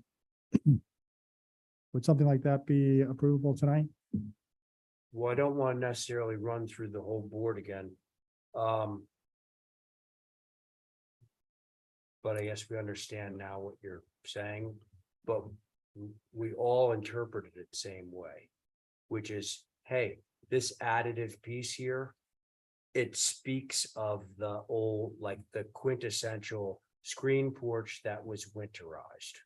That's what it's kind of saying right now, almost. And so we were pushing in that direction. So if you want to push in a different direction, give it a try. But I would say, you can start by reducing the number of windows because it's almost like wall to wall windows, almost. Anyway, I Abby, would- did you want to say one? Yeah, more I thing? just, I was going to say hold for revisions because it Yeah. would be nice to see, but Yeah. I was also thinking of a different size window to make it look like it was added on over the, years later. So that it didn't, they might be bigger panes. Yeah, additive. Yeah. Different. Yeah. Something, yeah. Yeah.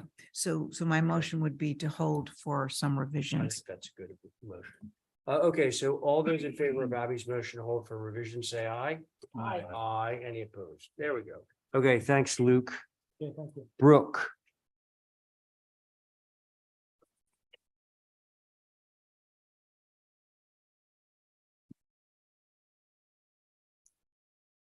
Howdy. Oh, I probably should sit on this. Okay. Come on, Joe. I mean, I could, I'll be objective.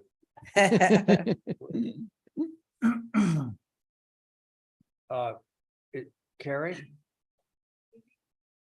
Kinda. Because Val's gone. And Joe's saying that he. Yeah. You don't have to announce why. Well, I had a house that was HDC approved on this lot. It was sold to Brooks' client and I interviewed Brooks' client and they didn't hire me, they hired Brooks. So that's great. In a case. And it's a nice looking house, but, and I could be objective, but I should probably not participate. All right. Well, Come on, Joe, you ready? okay, so, but Carrie's back, so this makes it easy. All right, so let's go. All right, so it appears that we had two or three applications that were approved through consent. So it looks like we are focusing on the garage studio and the main house. For comparison's sake, this building lengthwise is 20 feet less long than what was previously approved and about 10 feet narrower than what was previously approved. It's also a little further off the street and we had moved the pool around the side. I think, as you are all aware, up in that part of Eel Point, there are a lot of different styles of architecture. This building overlooks a sunken area, which is 3 feet down, which is where the pool sits.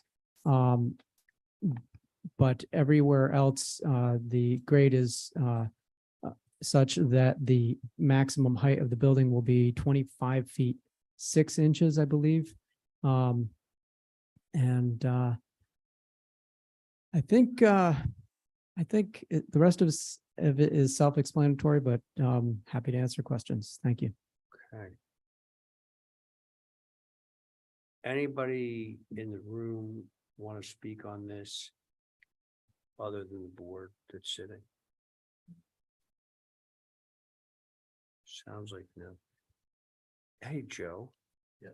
Is this a project? Is this that lot that you spent so much time? Yes. It's still hold? It is.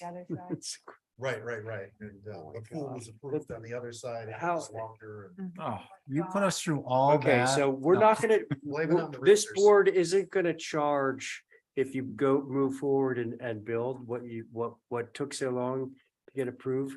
But we do charge a lot if the guy just sells it with the hard proof plan. Wow, okay, so, thank you, Brooke. Thank you, Joe. Gosh, and this is so funny. I Yeah, really wanted to see that house built, but this is a really, off the record. Yeah, I we think did a it's good nice- job. No, you're not off the record. You're being It's a nice recorded house. right now for, Yeah. okay. you're on tape. Yeah, yeah, all eyes are on you right now. Okay. So, I have only one objection. go. Well, it's a very nice design. Thank you. I would like to see a little bit more of that chimney.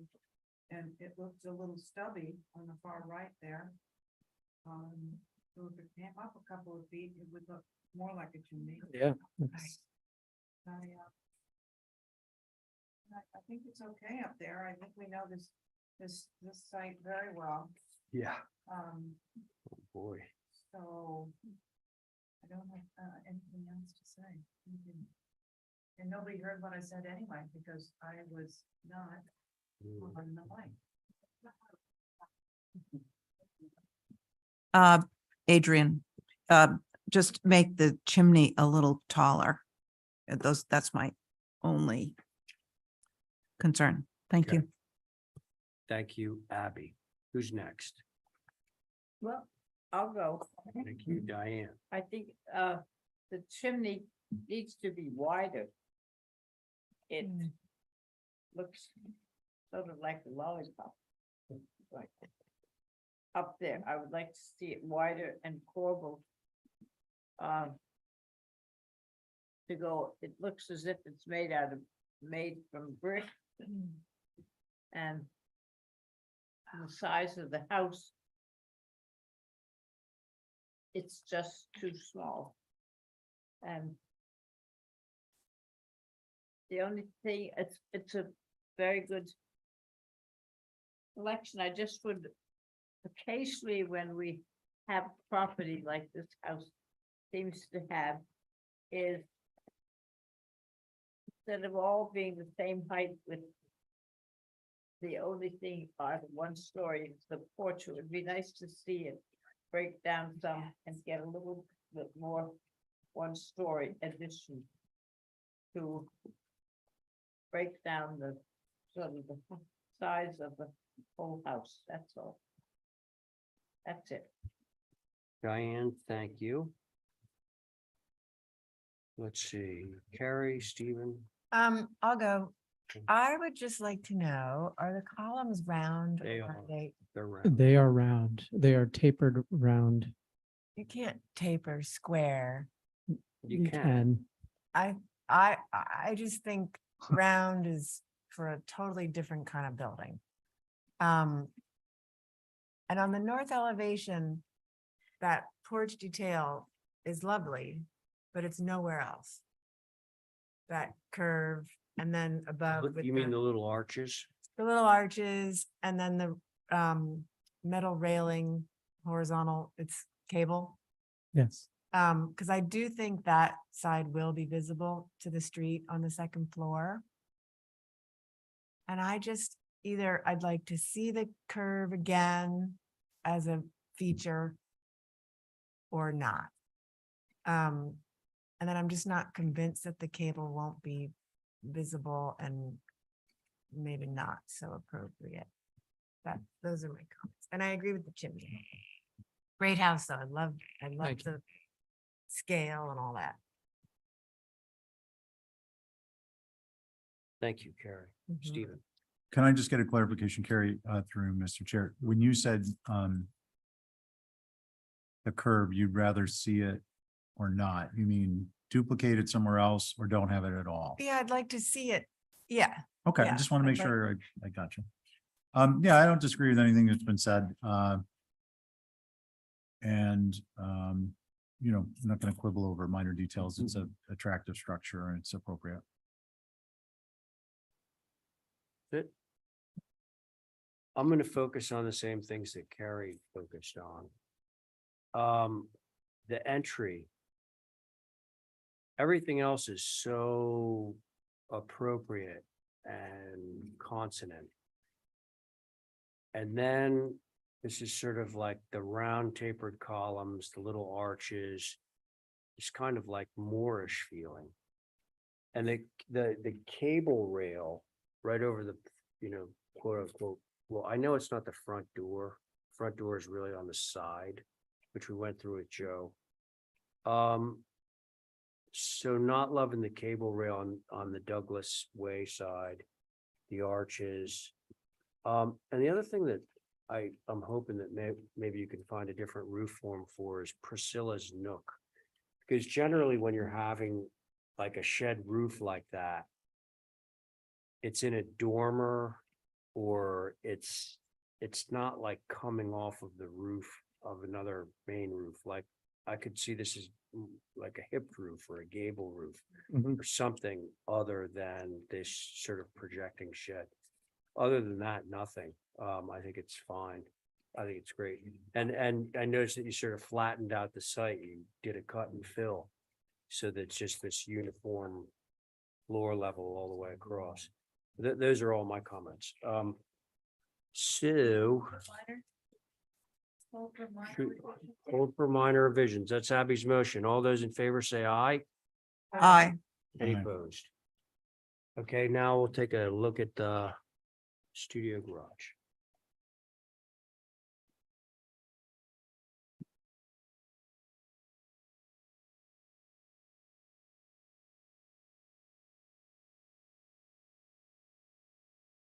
Okay, Brooke, I think, again, self-explanatory, the cable rail faces in towards the pool, the glass faces in towards the pool. The garage doors face, 26 Douglas. I think that,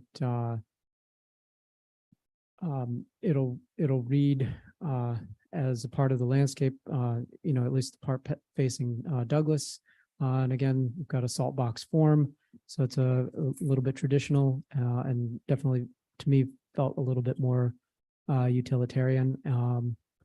But otherwise, I think again, you can comment away. okay, thanks. Same board. I'll go. Thanks, Stephen. So, actually, I would have put this one on consent, except it's consentable, except for my concern was the overall height is a studio and the hip roof dormer, which is very pronounced, I think oversized. And I don't remember there being any hip roofs on the secondary dwelling, were there? No, there is a hip roof on the primary structure, and perhaps on Priscilla's Nook, there will be another hipped element. So Okay, where was Brooke on the main structure? Where was the hip? I don't. it was behind the chimney, Oh, facing the pool. Right, okay. facing the pool. It just seemed to me to be a little large and a little prominent for an element that isn't common Mhm. amongst the other dwellings in a similar manner. Mhm. But other than that, just a little bit of the height and that dormer, I have no concerns. Stephen, thank you. Who's next? I did that. Okay, Oh, well, Diane. I go with what he said, except it's at 26.9.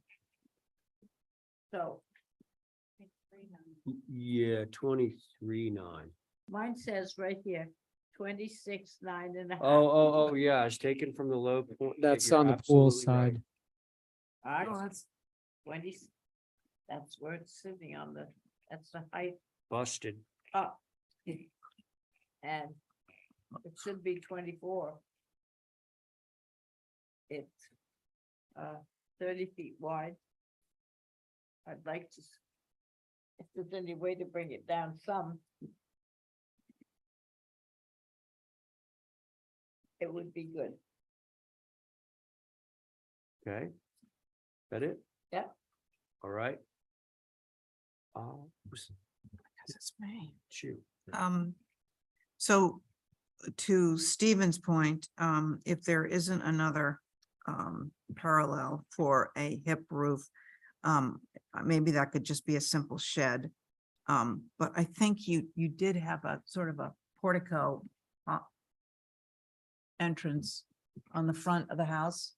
On the side facing Brayburn, yes, there is But if it doesn't relate, it seems to look like it's coming out of nowhere. I like your broke back profile there. I just think it should extend a little bit further down. It looks a little cut off. And I think the garage doors could be very simple and not sort of fight with the other elements. Maybe they're just what's it called? Like a V groove or something simple. I think the windows are fighting some of the other elements. The windows in the garage. The garage doors seem a little, Yeah, a little, yeah. but because it's such a simple looking building, anyway, thank you. Okay. Thanks, Abby. Stephen's points about the hip roof resonated. I don't maybe narrow it up. Increase the roof pitch. Don't know exactly what, but right now it's feeling very wide and very flat. That's one thing, like Abby's comments on the garage doors, and this just came in from I don't know where, but the curved bracket has to take a hike. Oh, come on. The Come curved on. bracket has to take a hike. Where's the curved It's subtle. bracket? It's a subtle Yeah. curve. Yes. You'll never see it from anywhere. Are there road calls? I'm kidding. Okay, Yeah, he's. that's it for me. So can we have a motion on this? Motion to hold for those revisions. All right, for those revisions, all those in favor say aye. Aye. Any opposed? And on a separate matter, you maybe will like to hear that I have a client who is willing to donate one of their windows for the viewing down at the town building. There we go. That will actually mostly fit the opening. We could have had you here. It would have been a fun. Yes, it I would have been a knew where 5-minute I didn't want to conversation. be. Yeah. Mr. Chair, just a point of order. I've received a text from one of our watchers and, when you all are eating your crunchies, Don't do it in the, including myself, you can hear the little on the mic, so turn your mic off. oh, with that, And, please don't leave crumbs because, staff will get yelled at.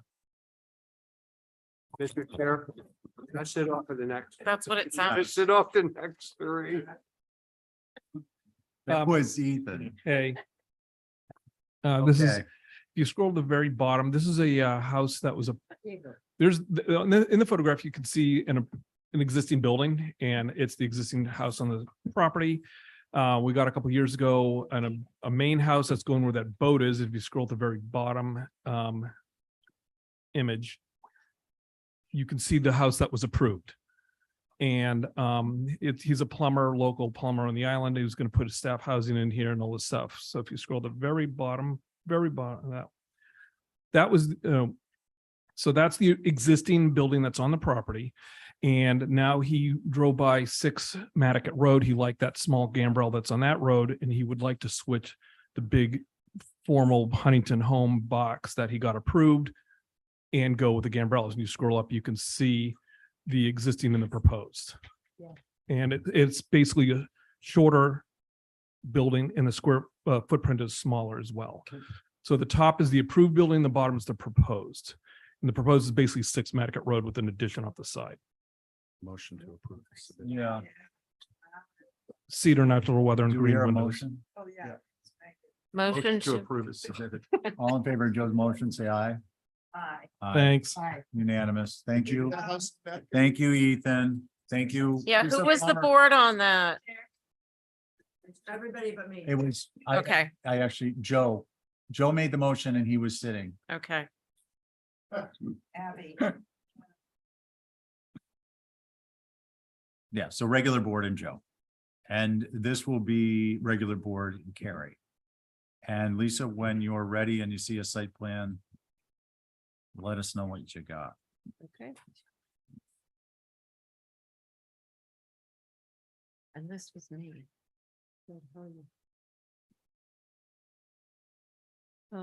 This property is located at 22 Nantum. Again, much like what Brooke said, a few of the buildings went on consent today already. And this is additions to the main house. Our clients purchased this house, they're moving here from elsewhere, so they wanted to enlarge the house and put a bigger kitchen in. It's an upside down house. They would like to replace all the windows from 6/6s to 6/1s. The addition is on the, I have to get my correct direction, north, south, east, west side, as well as adding a roof walk and some other, fenestration changes, reorganization of fenestration.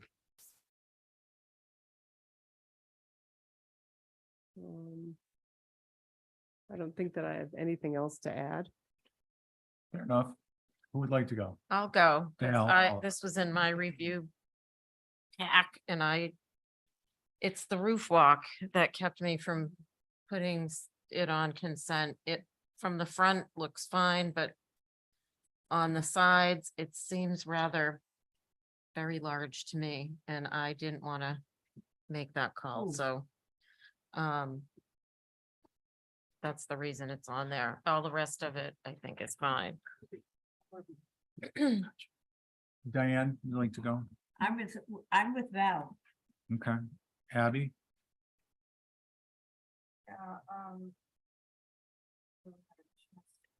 Just all, but definitely I agree about roof log. Just this also think, so you've added, so I'm talking about the north elevation and you have, you've added a new gambrel to the right. That's right. Where you added in between, it looks a little squished and very close to that main mass. And I was wondering if I could shift over just a little bit and kind of be centered between the two. It just wouldn't be in alignment with the mass that faces the north side, the south side, which I think does look. I don't know, it just looks a little Lisa, over fenestrated. Lisa, if I may, Abby's talking about your second floor dormer, I believe, right? No, I think she's talking about The second floor, The window, the dormer between the two gambrels. Yeah. yes, Yeah. yes. Oh, okay. Yeah. Yeah, that was just. And the- Thank you, Stephen. I mean, the original looks so simple Yeah. and suddenly it looks a little sort of, That was just zhuzhed up. located in that position to match the one on the north side symmetrically, and since the visibility of this side is into the lot, I'm not so sure it's going to be visible from any place, but can certainly investigate shifting it. But the purpose was to align with the same dormer on the south side that faces Surfside Road in the plan. Anything else? No. Okay. Carrie? Yeah, I think if the second floor can be seen from your anthem, that dormer should over and you're balancing up down, but that dormer crammed in next to the umbrella. I'd rather see it away from the second floor and not worry so much about the bottom. Because I don't see so much of the first floor, if that makes sense. Okay, so move them both is your suggestion. Yeah. I think that's you. A lot, one doesn't. I'd like to have them be symmetrical, but I now understand that it's the same issue facing south. Yeah. Okay. And I agree about the roof block.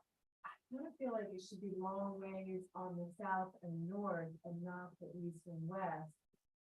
Because that's a long elevation and it can help break up the ridge. I do see that the ridges are different. That's right. But if the length was a little longer in that just transition route, it might mask it better. Yeah, the other reason, if I may, through you, Yeah, Mr. go Chair, ahead. is the living room is a cathedral space. And getting up there is going to make it more difficult. If we're able to put it on in this other direction, there is the opportunity to flatten out part of one area that's going to make access a lot better and not destroy the space. So, I mean, I was just thinking that perhaps it could be a little shorter. Yeah, I mean, there's no. I'm happy to just shorten it a little bit. 25 feet. And it's not I that. agree. And our Nantucket is the one that you're sort of looking at, and that's the very long elevation, so you can widen it there. Mhm. shorten the other one. I just don't know if that is gonna be way too massive on there. That also What is takes the away. Hey, dimension? ladies. Sorry. Abby? It's just, to Carrie's point, it also takes away from it being right on top of that main mass, like a hat. If you extended it to the right, take off that. That look. Yeah. Thank you. I was just wondering what the length was. I estimate like 25 feet and Yeah, I wish I I think do. it's, I'm sorry, I don't know the answer to that. I can try to. We have a width. So I'm gonna make some comments now. I'd like to make some too. Okay, go ahead, Diane, before I we go think back that- to. Where this is in Nantucket, that the houses are a little simpler, sort of. And I think that the roof walk is really not a necessary addition to it. It does break up that long roof, but I would do what I guess Carrie's suggesting and have it turned the other way. But we were trying to find out how wide it was, because there should be some. It's probably 8 feet. Should be like, if it's 8 feet, then I think it should be like 8 by 20, but Mm-hmm. bring it in some. It's just that the more fancy houses are at the beginning of Nantucket. And as they get out towards the far side, they're a little simpler, so. And it's on the other side of the street, looking out across over. So that's all, just the size of that. Okay, thanks, Diane. I agree. The roof walk at its longest point should be 1/3 of the length of the roof. I think that it would, overall, it's not an inappropriate design at all. It's a nice structure. Clearly, the prior was much simpler. Relocating the dormers on the second floor axes, I think is important. And I think it might be worthwhile. I don't know what your internal program is. It looks like that's living room. But actually from the north and south is shifting that roof walk over so that it is aligned with the dormer. Where it is now from the north and the south, it's just visually a little elaborate for that area. And certainly the simpler design that was there. So it looks like we're looking for some revisions. Minor. So moved. And all in favor of Abby's motion, say aye. Aye. Any opposed? Okay, And just to clarify, it's the recentering of those dormers and then investigating some changes to the roof walk to make it more proportional. Yep. Okay, you got thank it. you. And what do we got next? The shed. The shed. Demoing that shed, I thought we demoed You thought we did what? it. All right, Lisa, when it's up there, go ahead. This is a shed that we'd like to demo or move off. It is in the resource area, very close to the water, and we would just like to, we don't need it or want it, and there's really no other place to put it because of the dramatic wetland situation on this lot. Okay. Your board will be regular members and Joe. And who would like to go? Mr. Chair. Holly, you want to say something? Thank you. Please. So for the record, the site is associated with the Leedsmore circa 1930 colonial revival. It's on the site. You've seen some proposed changes to it. The main house and the shed could be of the same vintage. And I think that, first of all, the application says it's a demo. It should be a move off more so than a demo if this is of that vintage. And it would be nice to have a little bit more information on it if there's anything at all. Interior photos obviously should be provided, but do appreciate the photos that were provided, but it's been on the site probably for quite a while and it would be nice to know a little bit more. So thank you, Mr. Chair. Okay, thank you, Holly. So Holly, you're looking for some additional information and you're suggesting that it be a move on. Okay. Who'd like to start? I'll go. Diane, please. I agree with Holly. It looks, we don't have an interior picture, but the outside looks like in good condition. The foundation looks like in good condition. It should be easy to remove from the area, so big trees, no electric wires. So if it can't be used, which is sort of strange that they can't find someplace out there for it, then I think we should definitely ask for it to be researched as removed and not demoed. Okay, thank you. Who's next? I'd like to keep it. I think it kind of gives a flavor to the whole site. It's got a little history to it, and we've renovated this whole house, and I think it sort of adds to the whole being of this site. It looks like it, it goes back to, a fishing shack or some, clamming, I don't know. It just seems like it might be an important building. Okay. Thank you. Thank you, Joe. I mean, if I own this, I'd keep it, but it's a cute structure and I do like it being, I mean, it's in a place where we couldn't get it approved today, so it has a little bit of a story, I think, from the water, if you were to boat in that area, but I would be in favor of a move off. And I mean, this is kind of a related item, but I guess it's not HDC, it's 213 square feet. And if there was some relationship between the HDC and zoning that could make a shed that's just X% over the 200 max, somebody could take the shed and it wouldn't count as ground cover. You could use it as a shed and then basically could go to any property on the island. Without having That to would be cut the ideal, part. right? Yeah. So I would, To move it. yeah, I'd be in favor of a move off. I wouldn't want to see it demoed. Okay, so it sounds like there's a little bit more work to do on this, maybe some additional information, is it a true storage shed in the sense that it's open stud face? Maybe some images, establish the year. Now, if I just requested a demo / move off, would that be? Then I think you'd probably have support right Then here. that's fine. Why don't I do that? Okay. Yeah. And do you happen to know the dimensions of the overall? I mean, 20 by 10, or it looks like it's probably in there. Well, it's sort of a T shape, so I think it's, Yeah, I don't think know. it's. I mean, flush. I don't have the scale of it. Okay, no, And we haven't drawn it. Roof is a I t-shirt. think I think it's just that, the gable's been shifted on its axis. Okay. Oh, So, yeah, you're right.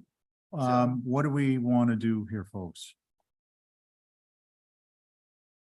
I wish I could take it. We want somebody to It looks really. pay to right have where it it moved is, though. to my hands. There's another building on the waterfront on that structure that, Mm. we're retaining, which is a boathouse. Well, and Lisa, I mean, can you speak to the visibility from the street? I mean, I'm not trying From to the throw a street, wrench. you're not Yeah. gonna see it. You'll see it from the water, obviously, water. because it's so, Yeah. it's actually in the wetland, in the. No. Do you think it's movable, just in terms of the site and how? I everything's think you could located get it within out of the there. tank? You could get it out of there. Because the driveway runs along the western side of the property, and then there's a path that leads all the way down to this point. It's Okay. not unbuildable, but but there is a grass path. Okay, I think we have the legs for a motion here if someone wants to make it. Motion to approve as a move off demo. And to see what information we can find about it. For the file, For- or no? Advertising, because it doesn't have to be advertised. Oh, because it's a Like, shed. it might We can be- advertise it. It would be good if you could. Yeah, That would be great. That's fine. Okay, so I know it's motion not for, required. the motion will be for, I think if it's a, motion will be for a move off demo with a little bit of advertising, that's on you, and a little bit more information for the file. Okay. Would you need drawings of it or just? I just think some No. imagery, Okay. Yeah. I can get that. maybe on a sheet. Okay. Is that your motion, Bill? Yeah, Okay, all in favor of Bill's motion, say aye. Aye. Hi, Any opposed? Yep, for staff. Aye. One Okay. against, for the record. Thank you. Okay, thanks, Abby. Thanks, Lisa. Okay, Sharon. let's see, up next. How about 10 Everett Lane? Anybody? I'm gonna sit off this, Mr. Chairman. Yeah, we're always super curious when people are sitting in the audience. You told me I had nothing to do today. I thought this was a different one. Signed where you signed, sorry. What's that? I thought that was a different one. I signed where you go. Oh, I can't go Oh, backwards. well, I'll just Wait, transform what my, was- your signature into mine. Just one second. I'll be right with you. Oh, right. advertise. Um, Yeah. All right, so let's see. This is 10 Everett Lane. Garage move Yep. off. Move on cottage. Okay, so I think we know your name, but could you give your name for the record, please? Yes, my name is Laura Hedrick and I'm representing myself. Very good. And my application is to move off this little garage, which is 369 square feet. And it is moving to 10 Pollywog Pond Road. Oh, it's got a destination. It does. Okay. I had 10 people wanting it. So there are people out there that really want these structures. Okay, It is not historical. It was not on any of the Sanborn maps up to 1956. And basically it. okay. That is fine. And now we're going to hear from Holly. Thank you, Mr. Chair. So this site is contributing. The main house in the lot is circa 1904. There is an HDC survey on file, believe it or not, for the garage, and it says it's circa 1949, so it is contributing towards the district. Okay. However, as we all know, there's no donut holes in our historic districts, local and national, and therefore if we move structures as it's part of our national identity, it's okay. It's still contributing wherever it moves off to, so I'm glad to hear it's got a home pending. Let's see. And I also wanted to mention, I do note that on this application also includes a fence. So that's a little odd. Normally we have strictly one COA for something like that. So I'll tell you what. You will need to officially file a separate application for the fence. But as long as you're here, we can give you our opinions of what you're Okay. planning. If it's on the drawing, I haven't gotten to that part yet. Yes. Karen. I'm demoing the fence. Taking it down. Yeah, Oh. yeah. Oh, I'm not okay. building a fence. Gotcha. Now, so while we're on you, Holly, if now that you know that it's a demo of a fence, is there anything that you would like to say on that? Now, knowing that, first of all, I want to mention that Sconset Trust not only, and I know that look at the applicant had provided their architectural historical report for 10 Everett Lane, but Sconset Trust is also working with town through the Historical Commission on updating our historic and cultural resources as well as our ongoing effort with PAL. And so I do have a draft Form B to replace the current HDC surveys on file for both of these structures. The house on the lot is the Albatross, the Bell Hollingsworth Cottage. It was built by William B. Gardner, who actually built quite a few of these type of structures in this area of Sconset. I don't know about that. I will, if you could, if you can go to the photo of the I think there's a picture of it in there. I think it's all the way down the bottom. Yeah. Fence is the last. Yeah, you know, it's unique, it's different, and you know, I kind of think it goes with the era of the house. So, you know, I'll leave that up to the commission. I really don't know more about it, and but anyway, Okay. it doesn't meet your typical, you know, It's type like- 2 picket. And it's 24 inches, it's 24 inches high and it only runs one side of the property. Yeah, 49 feet. With that note, Mr. Chair, it would be nice, again, it is in the historic district of, you know, this area. It would be nice to have it at least documented of where exactly it is, and it's rough for posterity purposes, especially how Sconset Trust is currently working on their surveys. So thank you, Okay. Mr. Chair. There's some nice photographs. Okay, now, is Angus gonna, Oh, on that note, I did receive an email from Mr. Rob Benchley regarding the Sconset Advisory Group. yeah, And he said that they did review all the Sconset applications on the agenda for this evening and they had no concerns with any of the items under consideration. So okay, there we are. All right, let's see.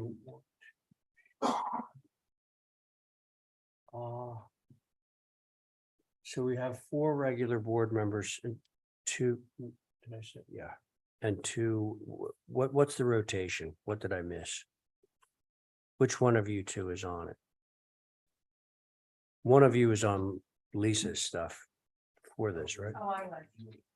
Okay, so Joe, you'll be on this. So comments from the board. We're just being asked to approve a move off, so. Is it as a- even being requested as a demo or is it strictly a move off? To move off. Just a move off? Okay. Mr. Chair, I would respectfully request that there's something noted that that a separate COA is needed for the move on to, so it's not assumed Oh, that. oh, yeah, Since we have heard where it's going, we Yeah. still need a COA for them to do that. definitely.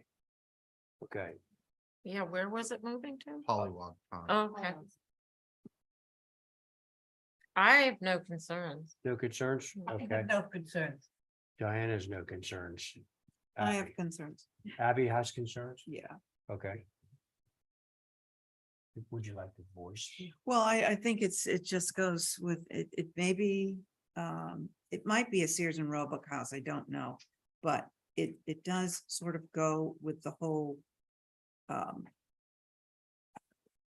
old fashioned Sconset house. It's that look of, the cottage and the very small garage. It's just a sort of a typical Sconset scene, and moving it off takes that away. I mean, I'm glad it's being saved, but it's just it's too bad to lose its whole its whole position on the site. So Okay. Thank you. Joseph? I don't have any concerns, given it's a move off and you have a home for it, and the Sconset Advisory Board, what do they call them? yeah, Got it. That, yes, that SAB. they don't have issues with it either, so I'm okay with it. Okay. And I am too. And could you, just as part of the motion, can we include the idea that, a plot plan would be submitted with the photographs that are already submitted with this application showing the fence that I believe that we're all okay having come down? To show where it was historically or where it is currently, I should say. Anybody want to make a motion? I'll make that motion. Okay. So just for the record, Val's motion is to approve the move off. Now with the assumption, of course, that we're going to get a move on to Polywog. And that you just submit a site plan to the staff with those photographs of the fence saying that this is where it existed, so they could put it into their record. Okay? That was Val's motion. All those in favor of Val's motion say aye. Hi. Aye. Any opposed? And so there we are. There's 4 in favor, 1 opposed. And now we have a move on cottage. Reuse, recycle. We're seeing it right before.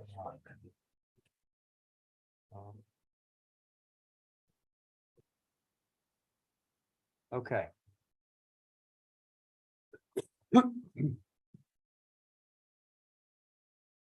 You may go. This is a 924 square foot cottage. It's located in 5 North Beach Street. And, I'm proposing to move it exactly like it is to my property, and it would be placed where the garage was. There's actually a structure very close to where my house is, that is almost identical to the small house. And sort of have that same stop that feel with all the different roof lines and additional to it. And I'm not planning any changes or anything yet soon, just leaving it as it is. It was a 1930, part of it was built in 1930. And then there was an addition added in 2017. Where's this coming from? 5 North Beach. These houses get around. I want to document all those. In town? Yeah. Yeah, Was it approved to move off yet? Yes, I can- it was call. approved for a move off. Yeah. Well, what better place to move than onto your piece of property? It's very. Okay, so Holly, Thank you, Mr. Chair. So yes, this circa 1930 cottage is moving from North Beach Street in town to Sconset. And I'm so glad to hear even the 2017 renovation that was done with it will all go. So the whole thing, this, the demo move off application was before you by Ben. He was designed a new that you all approved in that location. And as you probably remember, there was a lot of discussion about having it moved versus demolished. So I'm very happy to hear of somebody that's a taker for it. And again, appreciate that this contributing cottage is being saved. It will still retain its contributing status towards the historic district as we have no donut holes in our jurisdiction. And on a side note, with this survey effort, as you all know, that I've been involved with, and this will be a multiple year phased process as we update and get grants and work with our nonprofit partners. This will be something that I will probably be mentioning to Sconset Trust that since they've been working on this particular property of the survey, we'll be able to actually take the old 89 survey of 5 North Beach Street and basically bring it over to the current site with that Form B. So perfect. cool things. Thank you, Mr. Chair. Yeah, okay. And like Rob did not have a problem with this either. Correct. Right. Okay, same board. Comments? Excellent. Good. I just have a quick question. There's Hmm. clouds all over the drawings. Is that just because It's probably because of the copies revisions. of the previous? edition? Yeah. Yeah, Okay, I was confused at first. it happens. No, I didn't mean it that way. I meant it happens that we'll get these drawings that have clouds on them. We're all focused like, well, wait a second, you're changing this and that. It's like, no. That was just the approved set of drawings. They didn't remove the cloud. Other than that, Joseph, you're good? Yes. Okay. Any issues from anyone? If not, Motion to approve is submitted. there we are. That's Val's motion on Val's motion. All those in favor say aye. Aye. Aye. Very good. All right, thank you. Speaking of Val, we have one at Canterbury Lane. She's moving a pool from Brant Point all the way up to Canterbury Lane.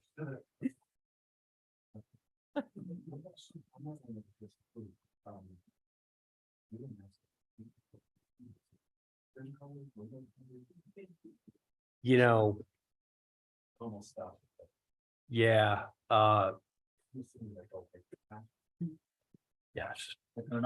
You know, interestingly, paint colors get far less I know. attention than they probably should. And Stephen has brought up a number of times, well, wait a second, the house is red trim and the cottage is being proposed as white. So what's up with that? Well, maybe Anyway, she'll clarify, but she said she was moving it as is and not changing anything, so. okay. So Val, let's see. This one's gonna be Carrie. Yeah, maybe Carrie and Joe, you know what? I think we should probably go. Buildings on the site are already approved, the main dwelling, the garage and the cabana, You got me. of which I have little images down in the left corner there of what's approved. We're proposing to run a 5-in-1 natural to weather fence between the main house and the garage as extra screening from Cannonberry. I listed some plants there that have been used in the area over and over again. And an image down below screening a pool, which is on the same street, to show the similarity in the natural vegetation that they're recreating. And that's it. A little bit of bluestone around the patio and nothing else. No, Okay. not more complicated. And I wrote on here, won't be seen at time of inspection or thereafter in perpetuity. That's No right. change to grade without approval. You're so well trained. Ah. The front door faces Reaper.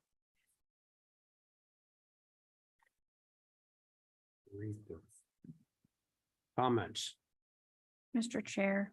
Oh, hang on one second. 1, 2, 3. Oh, so here we are. This is our board sitting at the table. Yes. So I just wanted to mention that appreciate the 5-in-1 fence and the vegetation to block the visibility, and thank you for having the vegetation shown. That's very helpful instead of just a fence along the property line.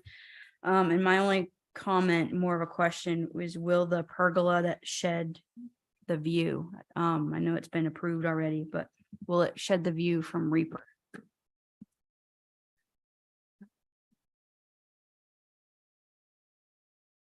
If you look sight Mhm. distance wise, Mhm. you're gonna see. No, we could- Sorry, I'm not sure I understood what you meant when you said shed the view. Block the view is maybe a better word. Oh, okay. No, Sorry. I got, no, it Yeah. makes sense now. I just Um, was thinking of a roof element. and I did want to mention, this is a good example, thank you, Val, for a pool / hardscaping application that shows the elevations of the structures. I know she did them, but and so it was helpful for her to do that, but it's very helpful, I think, when you're looking at an overall the overall composition of the site, and what's there, what's not. But that was my only concern is whether or not this, because I couldn't see that elevation. I couldn't remember if there was a, fenestration on that side, if you're gonna be able to see through, since it's not directly right behind. So that was my only comment, or nitpicky, but other than that, no concerns. Thank you. Thank you. And again, Rob signed off on all the sconces stuff. Okay.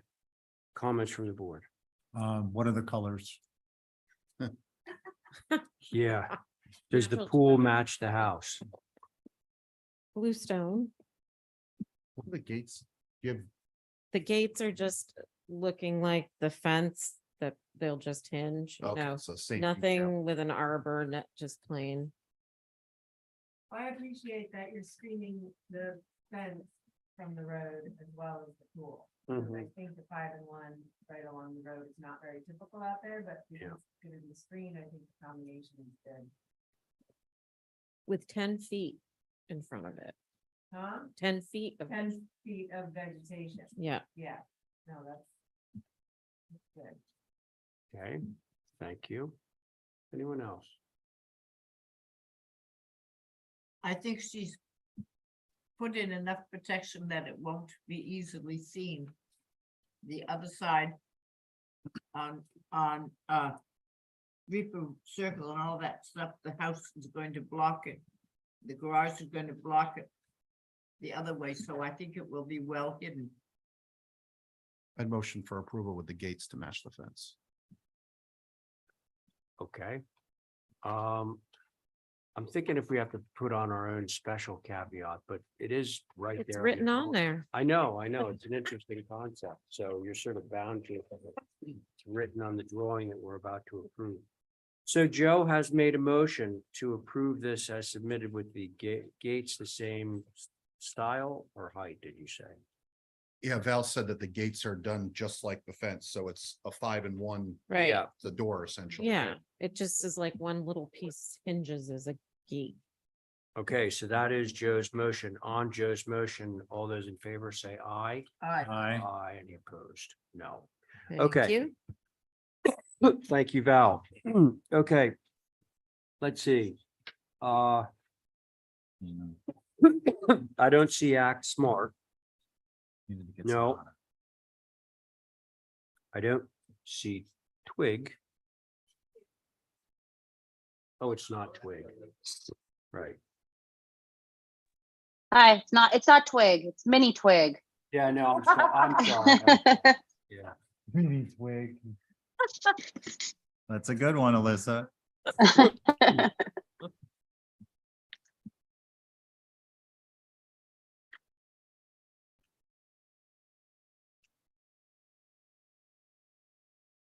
Okay, right, so let me know when you guys are ready. so we're looking at a shed. Yes, so this is 11 Prospect Street. We are proposing a relatively simple 12 by 12 shed. The doors will face towards the existing driveway, the roof line, sort of mirroring the house. We did talk with Holly and also with Charlie from the DPW about the location, making sure it wasn't blocking view from people turning from Joy Street onto Prospect. And we have a tentative approval for that.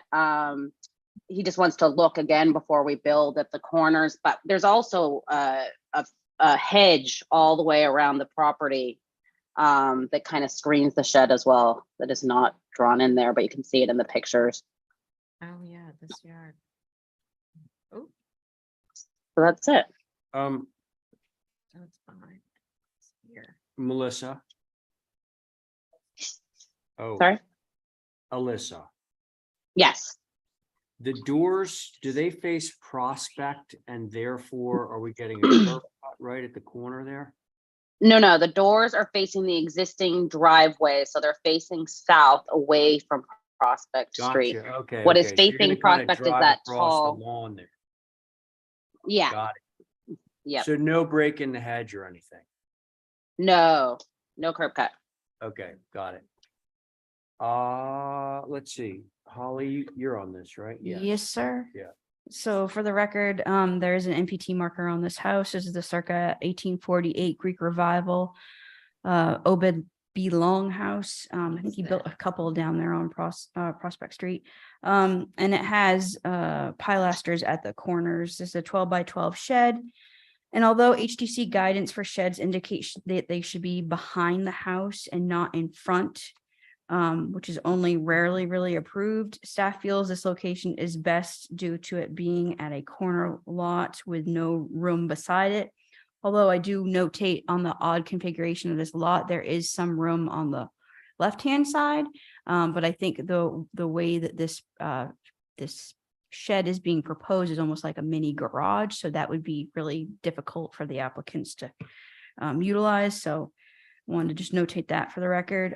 The custom double barn doors should be redesigned to something simple, as design does not relate to the main house. That's a Greek Revival. Maybe a simple V groove, simple doors with no windows. Also, I notate the roof shingles on the application for the shed are to be architectural, and I believe the main house has 3 tab, so they should match. Also, the trim should be simpler with no overhanging or match the Greek Revival. So make it more simpler on that end. Can I just respond to one part of that, Holly, if I may? You go ahead. Yeah, I was just gonna say that we did do a roof shingle change that was approved by the HDC to the architectural from the 3 tab just a couple of months ago. So maybe the pictures that I had are older than the recent new roof that was put in. That's perfect. Thank you. Okay, thanks. Angus. Thank you. So the guidelines are really to put the sheds behind or to the side and behind. The siding is a little bit funky here because of how there's the side entry and so forth, but pulling the shed closer to the existing drive away from Prospect, I think makes it feel more that it's integrated more in the yard rather than being on the front of the house. It looks like it's almost closer to the street than the house is. That's all. That's because it is closer to the street than the house is. slightly. Okay, Angus, thank you. Board members, all of us. Oh, 1, 2, 3. All right, Carrie. Joe is just on the last. So. Yeah. So I think this, I mean, I drive down Prospect every day and my eye always catches this house and then coming around the corner, and it's such a cute little historic house that I feel that now that view is gone and this shed is what's in its place. Part of it is the height of the shed, because it's 12 by 12. You have an 8-pitch roof that's still quite high. If you somehow reduce the height of it and move it towards the driveway away from that corner, it would be much more sensitive to the existing historic structure to give it prominence from Prospect. Joy Street as well, you can see down the driveway to the front of the house. So I think it needs to shift closer to the driveway and hopefully reduce in height. Yeah. All for that little house. It looks like it's built up on a wood frame, like a deck. Yeah, and I think some of it has to do with the width. I mean, 12 feet. Yes, correct. That's it. That's true. Mary, thank you. Who's next? Well, I'll go because I'd like to ask the Thank you, question. Diane, go ahead. Is what's going to happen to the tree? It's right there next to the car. The tree is staying. No trees are being removed. Cool. It's going to say, okay, I don't know. I think I agree with Carrie in the fact that that isn't the location to put this shed. It's right on the street. It's a very attractive corner. And it's I don't know, I'd like to see it goes somewhere else. I'd like to, if you put it in the windows or whatever you want to call them, or the garage doors should be reduced. And the thing kept as simply as possible. And I don't know whether there's room to move it up closer to the house. But I don't think that the location that has been picked is a good one. That's all. Okay, Diane, thank you. Stephen, Val, I'll go, closer to the drive, I think a mud sill and make it shorter. there you go. Mhm. For the reasons Carrie stated, Yeah. that is a really iconic view there. And I think, we have to be respectful of people's property rights, but at the same time, if two things can be accomplished, relatively simply, then let's do that. Stephen, thanks. Val, anything? I have nothing to add. Are you on board with what's Yeah. been said? Okay. Yeah. Yeah, so it sounds like you might want to try moving it closer to the driveway, i.e. further away from Prospect. Mhm. And dropping it down onto a slab as opposed to a framed up deck would reduce the height automatically. Was there a Mhm. third thing that was I have suggested? a thing. Yeah, go. The east elevation is windowless and that's facing Joy Street. It is. Might be nice to put a window there. Did you hear that? Yeah, so you want to put the window not facing the house, but towards Joy Street? Yeah. Oh, either one. Okay. I got that. Yep. I Yeah. think they do obviously want light, but they also want places to hang bikes and stuff. So that was the idea of not having window, but that could face the house if necessary. I mean, away from the house if Away necessary. from the house would be better because then it's Mhm. the elevation everyone's going to look at. Yeah. Okay. Well, Holly certainly did, and that resonated with me. So I would like to see a simplification of the garage doors. Yeah, I would. too. Okay, so let's hold this for revisions. Can I have a motion? Minor. revision. Minor revisions. Okay. Is that your motion, Val? That'll be my Okay, motion. that's Val's motion. All those in favor say aye. Aye. Aye, any opposed? Hey, now listen, we have 90 seconds left. Ethan's been waiting so patiently. Can we hear at least one of his? Yes. All right. All right, thank Let's you. go to- Thank you. Do you want to do head of planes? Whatever you guys prefer. 12 Darling is probably quicker. This is a provision for previous approval. Correct, yeah, head of planes is a revision to previous approval. Hasn't this been in like a million times? Let me think. If we get an approval the first meeting, so. See it. The whole thing. Tell us, So Ethan. the major revision here is previously we got the main house approved in a separate garage studio. That garage studio has been abandoned, so we incorporated that 300 some odd square feet into this structure. So it's largely the same. We just extruded the two sort of wing elements to the south. There also is some fenestration changes, as you'll note, but the substantial kind of massing difference is that the wings got sort of longer north and south.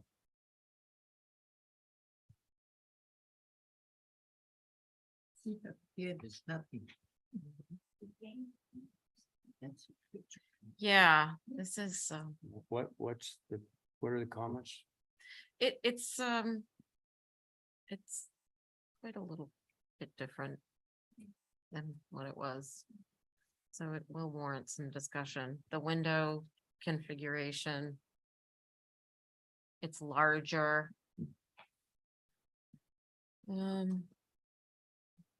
Boy, let's see, do we do this justice and spend No. time, or do we move to Darling Street? Darling. You want to do Darling? Let's Darling's do ways. Darling, let's, Darling- you know, let's take this up at That's another what I said. time. But let's move to Darling, okay, everybody? It is somewhat involved. It would do you a disservice. I don't want to rush you guys. No. It would do us a disservice, because I'm Yeah, waiting we for just dinner. pick it up and do it again later, so let's not do that. All right, so Darling Street, what's up with? Darling, so there are 4 windows at the rear of this structure. It's probably a structure Ray's fairly familiar with. Which, by the way, you know, I don't have any skin in this game, but I'm a direct abutter, and I think that I seriously should, All right, Okay. okay? so chair officially recuses. Ethan, walk us through it. Sure. So this is only on the rear sort of L. There are some existing windows that we are adjusting the location of. And then the more substantial change, I think, is technically the south elevation. We are removing 2 of the double hung windows and essentially infilling between the other remaining double hung windows with a large picture window. What? So if you just look at the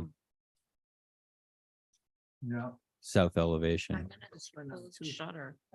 so can we zoom in on the lower half of the sheet, please?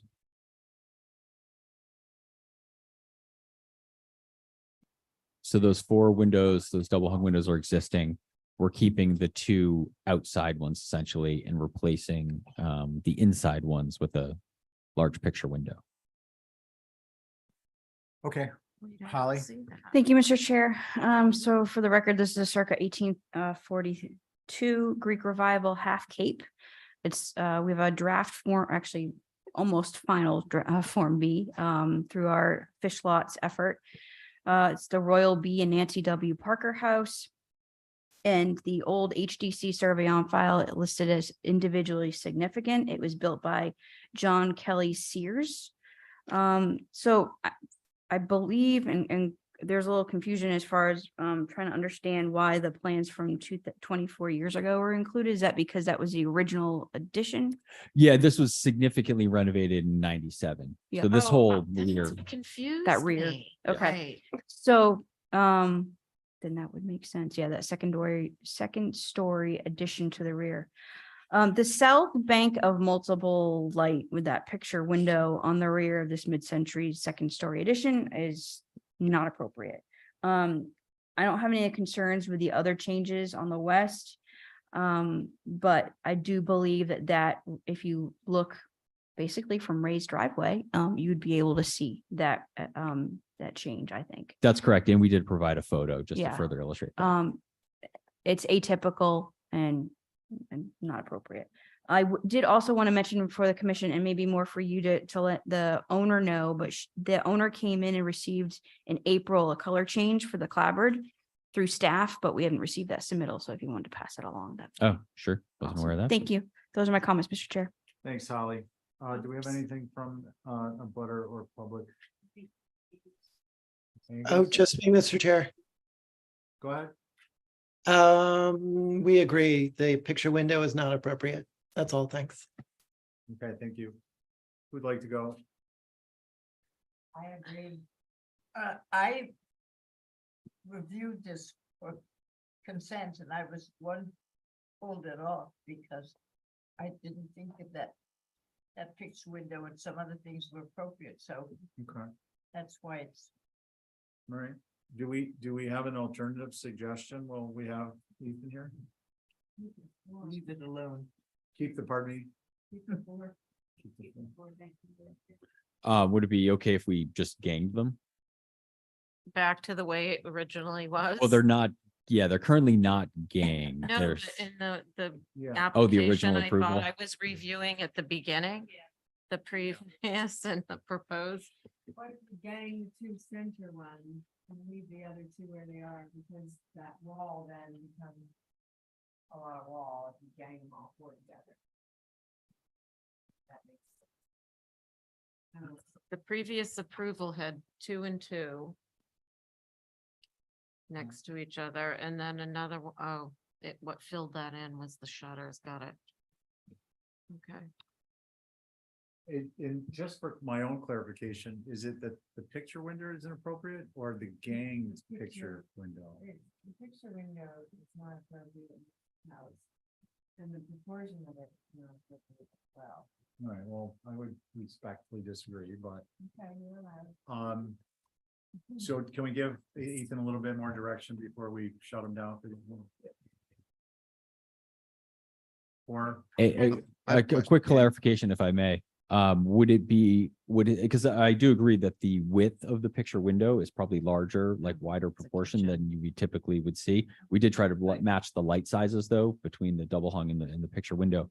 If that was brought in, 1 or 2 sort of light widths, would that be potentially more appropriate? Because you do see, it's fairly common to see the double hung flanking picture windows, throughout town. But I was wondering if it's the overall sort of more landscape orientation that's too. I odd. can't speak to that, Ethan, because I think it could be approvable as it is, but, does anyone who doesn't think it's appropriate think that thinning its width up would make it less inappropriate? Or you just don't want it at all? I don't think it's appropriate at all, because it's totally visible. This is not a commercial property.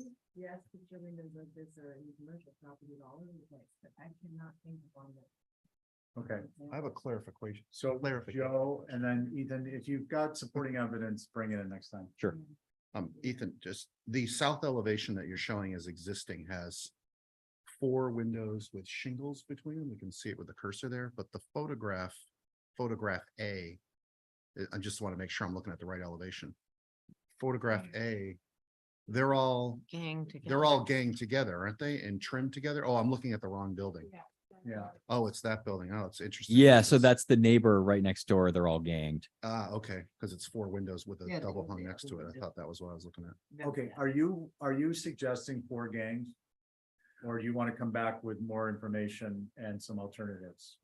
I think we come back with alternatives, if you don't Okay. mind. Okay. So how about a motion for revisions and some information? I make that motion. Excellent. On Diane's motion, all in favor, say aye. I, Any opposed? Yeah. Okay, that carries. Thank you. So Thank do we you. need- Try 2 center ones getting, and then 2 flankers. That's a good idea. Because the wall is quite wide, and if you gang them all, it's gonna be a lot of wall.